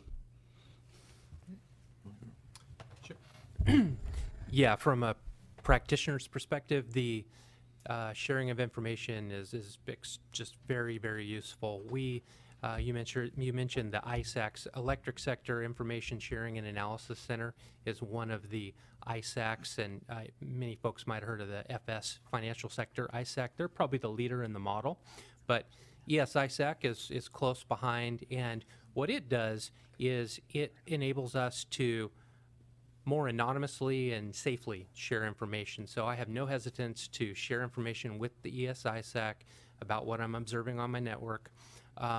However, as you mentioned, we do have then smaller, tighter circles where I'll actually right away share attributable information to our large utility industry peers, because they might be seeing the same thing, and if they're not, I want them to be aware of it so they can protect themselves. So yeah, these circles of sharing are very important, and I'd just say that it's not you can't rely on one source. So we have great sharing with public sector partners, but I also need to get that same type of information from our paid security partners, security vendors, and then also our peers, and it's critical. And I think one thing that goes a little bit is a little overlooked is when you have this huge volume of information being shared and you're expected to share back, that takes a very unique skill set and not a trivial amount of people. I mean, I have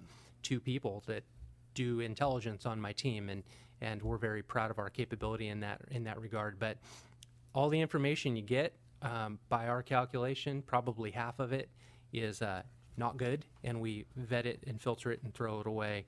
And half of it is very good. So that's really a critical piece to protecting our network. It's an important question, so we'll belabor it for a second. And I want to drill down just a little bit further on some things that have been said. First of all, no single entity has a monopoly on good information. So whereas Martin may see something, the National Security Agency might see something, the FBI might be seeing something, how we share that is not an inconsequential challenge. First, the absolute, the amount of information that is being moved around, being able to make heads or tails of it, and then also being able to act on it. If you think about the electric utility sector just for a second, there are 1,900 entities that make up the bulk electric system. We have investor-owned utilities, but there are also cooperatively owned, municipally owned systems as well. Not all are as sophisticated as PG&E or SCE or some of the other large investor-owned utilities.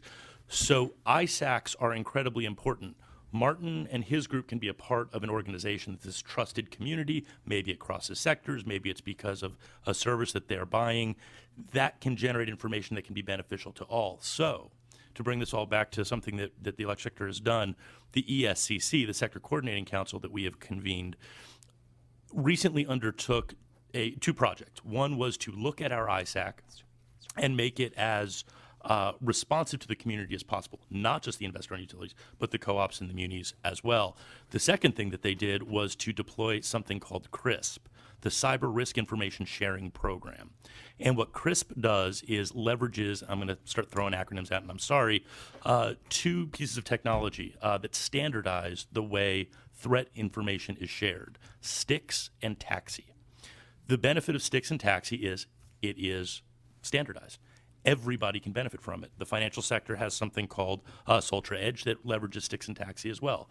So we are beginning to get to a point, because all of these sectors are coming together at a very high level, and because these ISACs are working together, and because these trusted organizations are growing up, and because these technologies are out there, and because CEOs and leaders in industry and leaders in government are making this a priority and putting resources into these projects, we are getting to a point where it's not just about information sharing. I think that loses all meaning.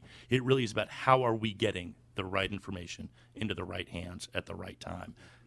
The coordinating councils, the ISACs, the technologies, STIX and TAXI, the standardized approach, the trust between government and industry that has grown up, the close partnerships between law enforcement, first responders, and the critical infrastructure sectors is developing and maturing. And all I can say is this is a journey without a destination, but it's already well underway, and it's very, very important. Mr. Chow?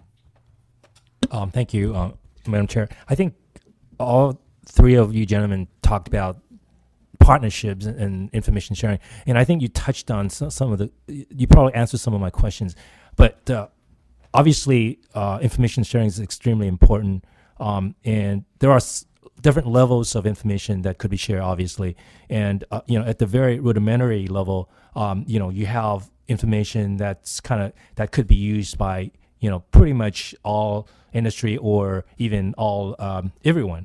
Now, but if you kind of go a little bit further, you get into different information, different levels of proprietary information, for example. It could even get to, let's say, trade secret information or classified information that's unique to one industry or one sector. And it is at that level probably sometimes when the information gets to be more useful. Mm-hmm. Because, for example, techniques that you could use to detect cyber attacks, or techniques that you use to decipher attackers' attack, or whatever the case may be. And I think, but at the same time, whether it's penetration testing or otherwise, but it's that level of information that could be very useful, but certain industry may not want to share because of the fact that it's proprietary, or it's trade secret. So how do you resolve that? I think, Robert, you touched on, you mentioned immunity, liability immunity, and what, with respect to that particular concept, what information are you referring to that you need the immunity? And obviously, when you get to information, classified information, you get into the liability issue, legal liability issues. So if I could put you on the spot, Robert, what information were you referring to that you would need the immunity from? Right. So I would say that the answer to that is to just, think about the plaintiff's bar and what they would think is worthwhile bringing as a potential cause of action, a suit. And they might say, in an effort to block some malicious activity that was coming out of this computer, because this computer was a bot-controlled computer, we denied access for that individual to enter streaming into the network. And here's the IP address. Okay. Well, some folks and for example, some universities will say that the IP address itself is personally identifiable information. We still have issues in terms of what qualifies as personally identifiable information, but it could go beyond that. It could go to the point where some malicious activity that some actor is doing has more than an IP address. It might be some malware that we've discovered that is passing through the network. We don't have the right to open up payload. We're legally, nor do we want to do that. If there's a file in there, but if we know, for example, that a certain version of the software is being transmitted, or that a certain hosting company is the source of like a major DDoS attack, the liability protections we need would be, liability protection against taking actions to defend our networks, liability protections to avoid having frivolous lawsuits about, efforts to intentionally or negligently deliver personally identifiable information. The challenge is that the decisions have to be made so quickly about sharing this type of information that you don't want this gentleman here to have to call up his law department and say, do I have the authority to share this information, even knowing that it's going to the heart of a SCADA system? So we really have to solve that problem, because I have to tell you that in the kind of litigious environment we're in, the attorneys that are in all of these organizations tend to err on the side of protecting their clients, and they need some assurances and some flexibility so that we can have more robust legal information sharing. And I don't know if that's a good answer, but those are the kinds of discussions that we've been having in Washington with regard to information sharing, and assume they would happen at the state levels as well. So organizations that include ISAC and ESCC, do those organizations basically screen or provide a platform upon which various sectors can share information? Let me take that and then real quickly and then hand it. I know. So you heard about the ISAC. So the communication sector of the ISAC is actually a very interesting one, because ours is a partnership with the National Coordinating Center of DHS. So it's been in place for a long time, and these efforts go back all the way to the Cuban Missile Crisis, when President Kennedy found out that he couldn't get this communication going across his government agencies. So there was this National Coordinating Center established, and that's our ISAC. We have meetings every week with the ISAC, and there are a lot of stakeholders. The key is that when that meeting is over, there's another meeting, separate meeting. And that meeting, and I can't get into that meeting because I'm an association. I'm not an owner or an operator. I've tried to get in. But apparently at that meeting, that's when they sit around, the network folks, and they start talking with each other about what they're experiencing and what they're observing and what they're communicating with the government and what the government is communicating with them. It's real information sharing. There is activity that's underway, and in that environment, there's no exposure and threat of liability, because generally they're not even talking about individuals. They're talking about the attacks that have a certain attribute and how to deal with that, or they affect a certain system. For more robust information sharing to happen in a more significant way, we're going to have to tackle, I think, that issue of information sharing. And I'm going to mostly just associate myself with some of the things Robert said. Yes, ISACs and coordinating councils and organizations and all of these various, some fee-for-service and other trusted environments are all platforms for information sharing. A few things to note. With respect to cyber threat indicators, largely you are talking about ones and zeros. You are talking about threat signatures, malware signatures, bad IP addresses, the like. So we're not terribly concerned about the disclosure of PII. That's not to say that in the course of an investigation or in the sharing of some information that that couldn't get out, but some of the legislation that's being considered in Congress would put some responsibility on the industry user to scrub the information, and then the government would also sort of provide a backstop and scrub the information as well. So the PII argument, I don't want to call it a red herring. It's still a valid and important discussion, but really when you're talking about cyber threat indicators, you're talking about ones and zeros. That also goes to the point about trade secrets. Now, I can only speak to the electric sector, but let's say, to your point, that there are trade secrets. There are ways that we have learned to mitigate a particular threat, or certain products we put in place to protect our system. Martin can nod his head yes or no, but because we are operating the electric grid, which is, again, one big machine with thousands of owners, users, and operators, it doesn't help Martin to hold all that information to himself, because if somebody were to perpetrate an attack someplace else on the system, it could still impact his. So we have this inherent desire to, hey, we found a way to build a better mousetrap. Everybody build this mousetrap. And then the last thing I want to say, and again, sort of associating myself with Robert, the liability issue is not inconsequential. When the second that there's a cyber attack and we call a meeting, we've lost. We have to be able to share information as seamlessly as possible, and the second the General Counsel's office gets involved, we're at a disadvantage. So there has to be this willingness among the targeted community, the owners and operators, that if they had an attack on their system, not to be ashamed of it, but to say, this just happened. I don't want to be liable in a civil action. I don't want to be liable in a regulatory proceeding, but everybody needs to know about this. And if there is that comfort, I think information will flow even more freely. Did you have a question, Mr.? My question, actually, I have a couple for Mr. Aronson.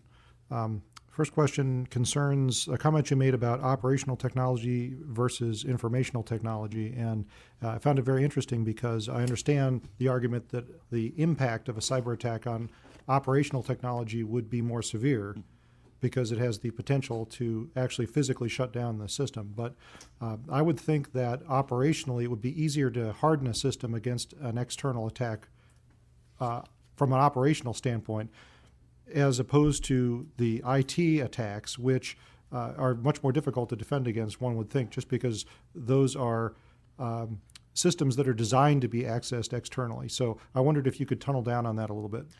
Sure, and I may even rely on Martin a little bit too, since he does this for a living, but I'll say a couple things. One is, while I talk about OT and IT separately to sort of drive home the point that we're talking about control systems and national security implications and all that, IT and OT systems have relationships within the organization. In some cases they shouldn't, and in some cases they don't. But as our networks get increasingly more complicated, pretending that there is not some access between IT and OT is not accurate. I've heard, and I like this, the only safe computer is the one that is unplugged and buried under 50 feet of lead, and even then it might not be safe. You can ask the folks in Natanz in Iran about that.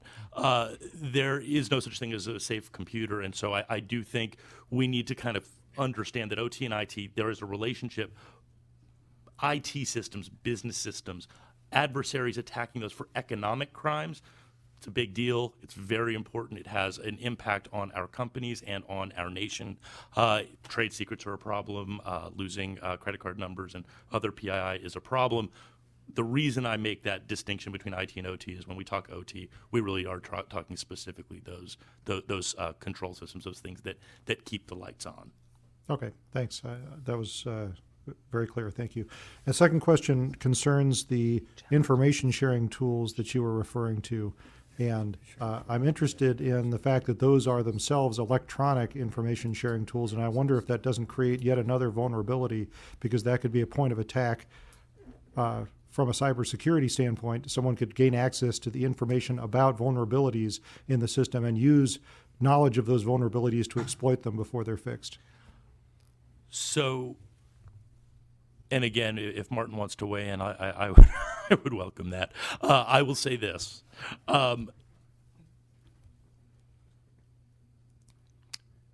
Because, well, it's a paradox, and it's a trade-off. At some point, you simply say, okay, everything that we're using is digital.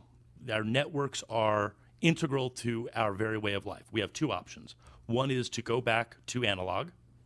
The other is to concede that there are vulnerabilities in everything that we do and limit those to the best of our ability and understand their shortcomings.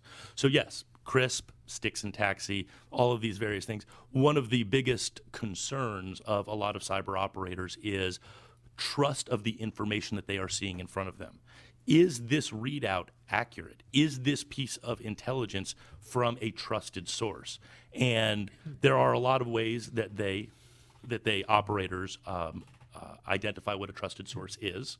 And Martin did allude to it. You trust but verify.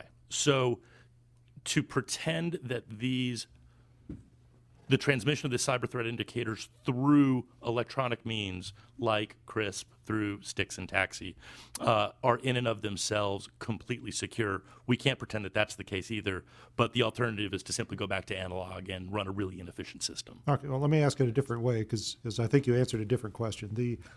What I'm concerned about is what's to prevent some malicious third party from intercepting the data in one of these systems and using their information about the known vulnerabilities of systems to craft an attack before those vulnerabilities have been corrected. Please.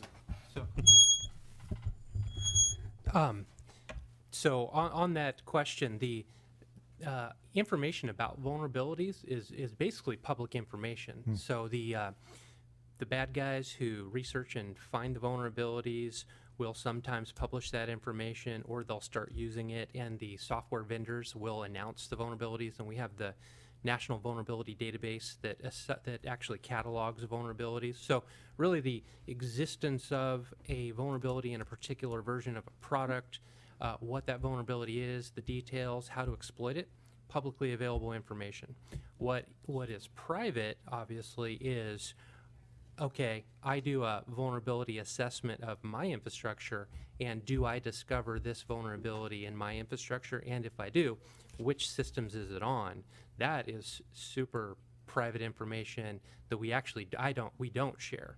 So just the existence of vulnerabilities, public information, and which vulnerabilities you have is very private. And when we talk about the information that we do share, even with that close group of peers, I don't share with them the fact that I have these vulnerabilities in my system. I share with them, hey, I'm seeing scanning from this IP address on the internet that looks like it's attempting to exploit vulnerability CVE 2015-1234. You guys should look for this as well. So the very specific answer to your question is, if the information that I'm sharing with my peers was intercepted and read, it's not really telling them about my vulnerabilities or how to attack me. It's just us talking about what we're observing coming at us, you know? So I hope that Sure. clears it up there. So what I heard you say was that a third party would actually need two pieces of information to craft an attack. One is knowledge about how to exploit a vulnerability, but also they would need knowledge of which vulnerabilities were present in a given system, and you're denying them that second piece of information. That's, yes, All right. absolutely. And I do want to just sort of add to that. That last point's a really important one.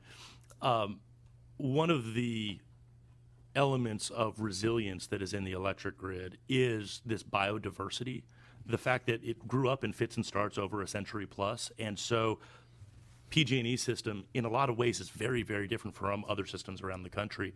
If you look at, I referenced Natanz before and the Stuxnet attack, to perpetrate an attack on Natanz took a lot of time, a lot of sophistication, and in some cases even a little bit of luck. To be able to do that to 20 systems across the United States simultaneously takes an extraordinary amount. And I think that's something that's sort of lost on folks as well. Gosh, there's this vulnerability and it must exist everywhere. Not necessarily, and even if it does exist everywhere, it's going to exist in a slightly different iteration.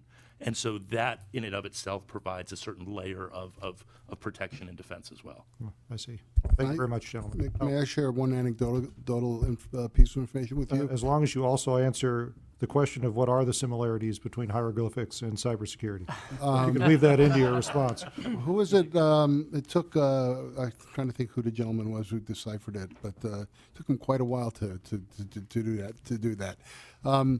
I just want to share with you an anecdotal piece of information around a vulnerability. So the most serious ones sometimes are called zero-day vulnerabilities. They're not, they're not known. You discover it. We had a situation with one of our members where on a piece of equipment that supports core network activities, they discovered a serious vulnerability in the item, in the software. The way they had to handle that, because it had the potential of really crippling a network, was that a very senior call was placed from the carrier to a very high-level senior executive in the vendor, and the conversation went something like this: "You have a problem. It's really, really serious. I can't talk about it on the phone. I can't send you anything on it over email, but we've blocked out a group of rooms in this hotel, and we would like to invite you to send your senior engineers to meet with our senior engineers in this room and discuss it." Nobody else knew about this except this very close circle of people at the vendor community and the carrier community. They had a conversation. They were able, the engineers in the carrier organization communicated to the vendor organization about the problem. The vendor recognized the problem. They went back and they fixed the problem. And the carrier verified that it was fixed. After that all happened, then there were efforts to reach out to the other carriers who had that equipment, okay? And when there was confidence that all of the people who had that equipment and that the appropriate patches were made, that's when they called the government and said, "We had this problem, and here's what happened, and here's how we dealt with it." And my understanding is that nobody in the U.S. government said that that was inappropriate or unreasonable. So the comment that the gentleman made in the first session about some of the reluctance around information sharing sometimes is around those kinds of serious situations where you have real legitimate concerns about who knows it and the risk that it gets out and has a real significant consequence. So those situations do happen. Great. Thank you. Thank you very much, gentlemen. Thank you, and I know we are really running late, but I just maybe a real brief answer. You obviously all represent or are big players in this space and are able to utilize this information sharing. What are some of the unique challenges that smaller players or smaller companies might have? Would they benefit from this information sharing? Would they be really concerned about the liability issues with that? And we are going to have a hearing just on information sharing, but I thought maybe if we could just kind of end with people that don't necessarily have the resources that you do. And we do have some public speakers, too, that have been waiting to make comments, so I did not forget about you. So I alluded to it a little bit before with the cooperative systems, the municipal systems, and this idea that the Coordinating Council and the ISAC is a rising tide that lifts all the boats. So I do think there are a couple challenges. I think there's a funding challenge.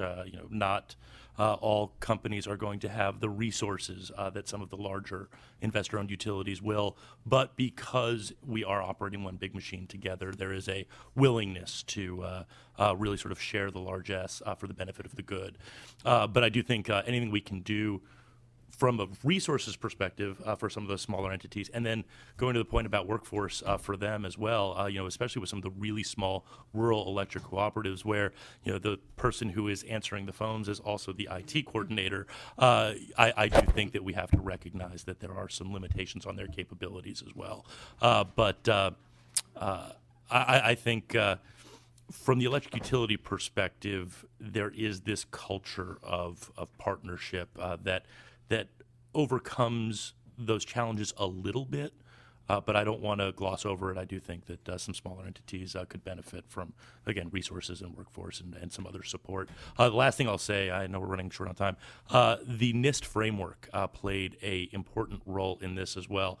Not all companies have to have what PG&E is doing, for example, or what Southern California Edison is doing, but they need to have something. And the NIST framework gave them a playbook for all intents and purposes for here is how you can improve your security to the level that is appropriate for your size of enterprise.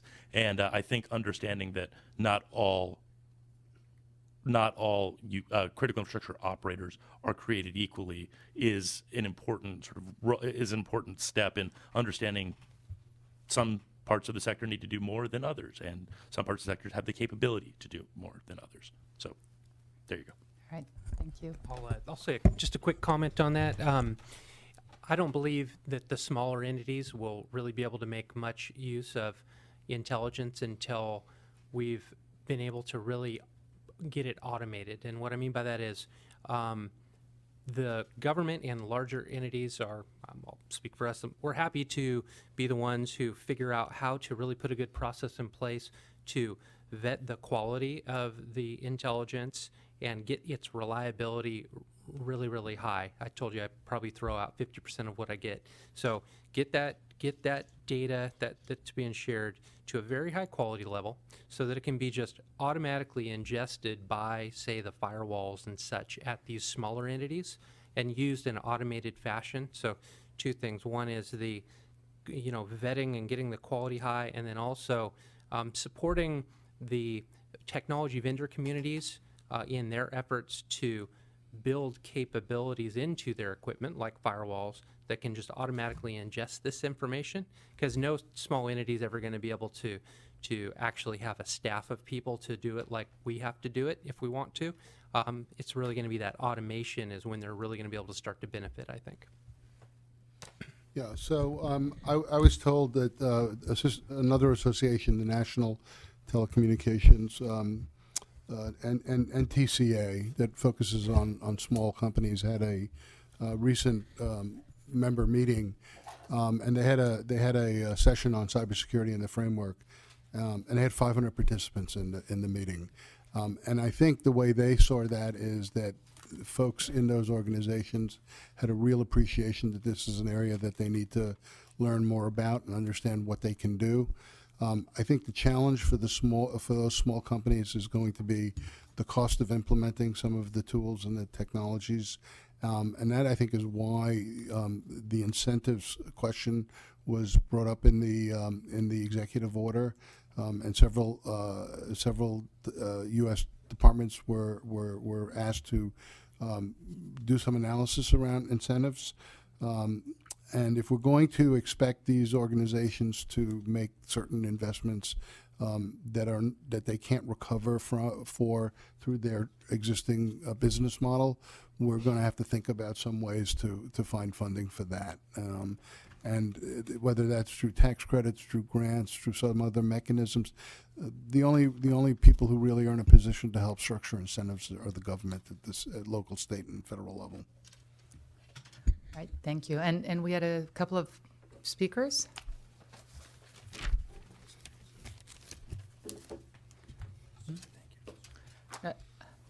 Let's just have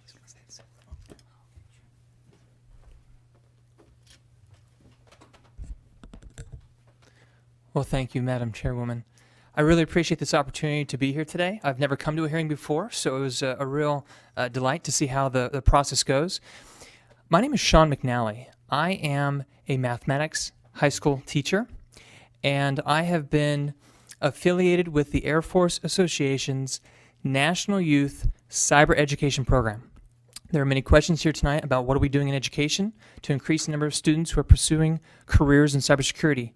Well, these gentlemen who are here with me today, we work in the trenches. We are finding those students who have the desire, who have the ability, who can go the long yard and get there.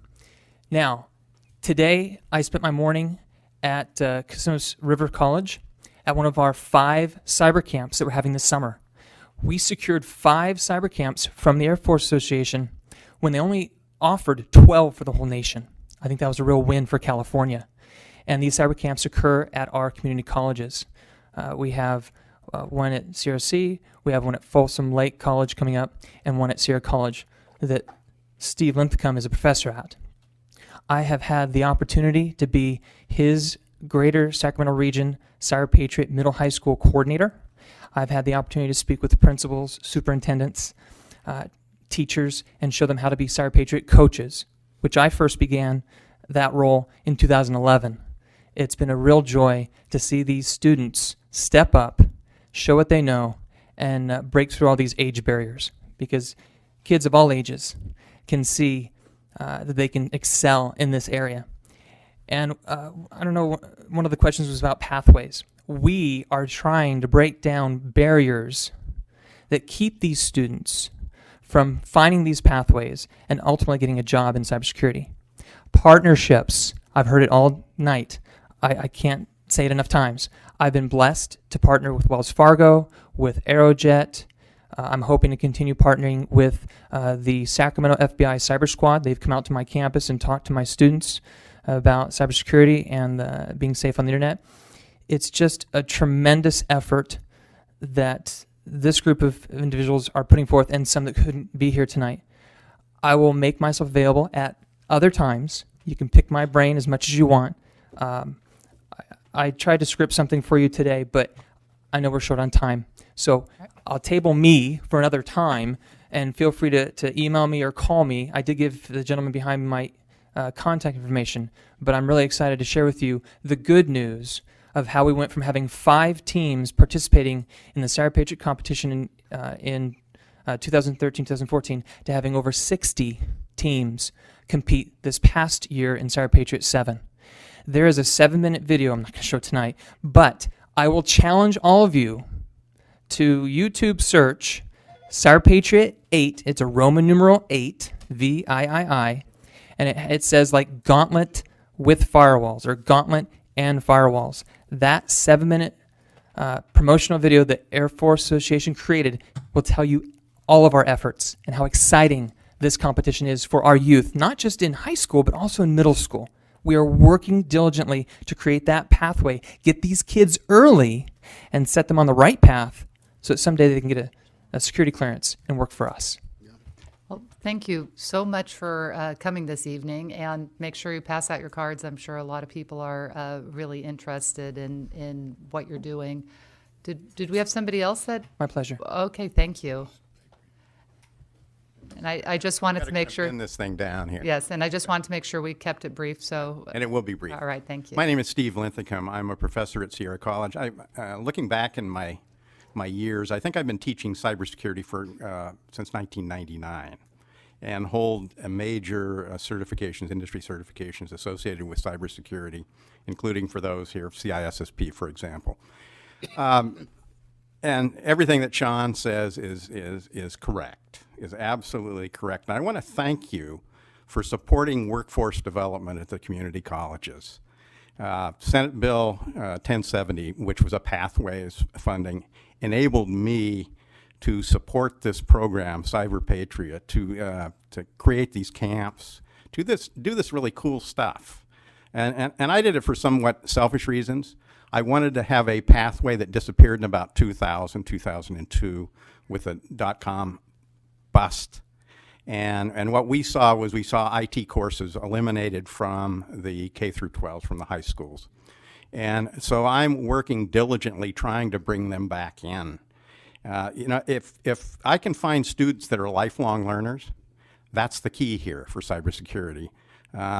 In my past life, a long time ago, my father had me go to law school because he wanted me to be a lawyer. And I practiced for some years. And I thought that the law changed quickly because you're busy writing laws. But believe me, this is a fast-moving, fast-paced, unbelievably fast-paced area. And I spend myself during summer months probably about a month in school. Now, I typically take online courses, trying to keep up. So, it's, again, thank you for passing that Senate bill a number of years ago. I think it was 2012. Thank you. Well, thank you very much and for coming and speaking to us. And I, again, want to thank all our panelists. I think this was extremely informative. And we are certainly going to be looking at some legislation as we move forward. So this really helps inform us in that direction.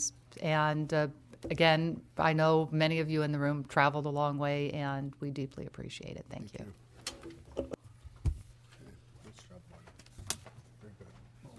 Oh, good seeing you, man. Yeah, you too. You heading back? Yeah, when are you home? I'm going back tomorrow morning. Oh, I'm taking the red eye tonight. Oh, are you? Okay. 'Cause I'm an idiot. I can't do red eyes anymore. I should. I'm hoping I get earlier flight. I don't think so. We went to What time do you go? 11. Thank you very much. Oh, thank you. Appreciate it. No, great. Appreciate y'all doing this. The information sharing stuff, we actually have it going on. Probably a little, not fun out of the way, but, I mean, that was a federal community. State can only do so much, but the conversation started, so that conversation was important.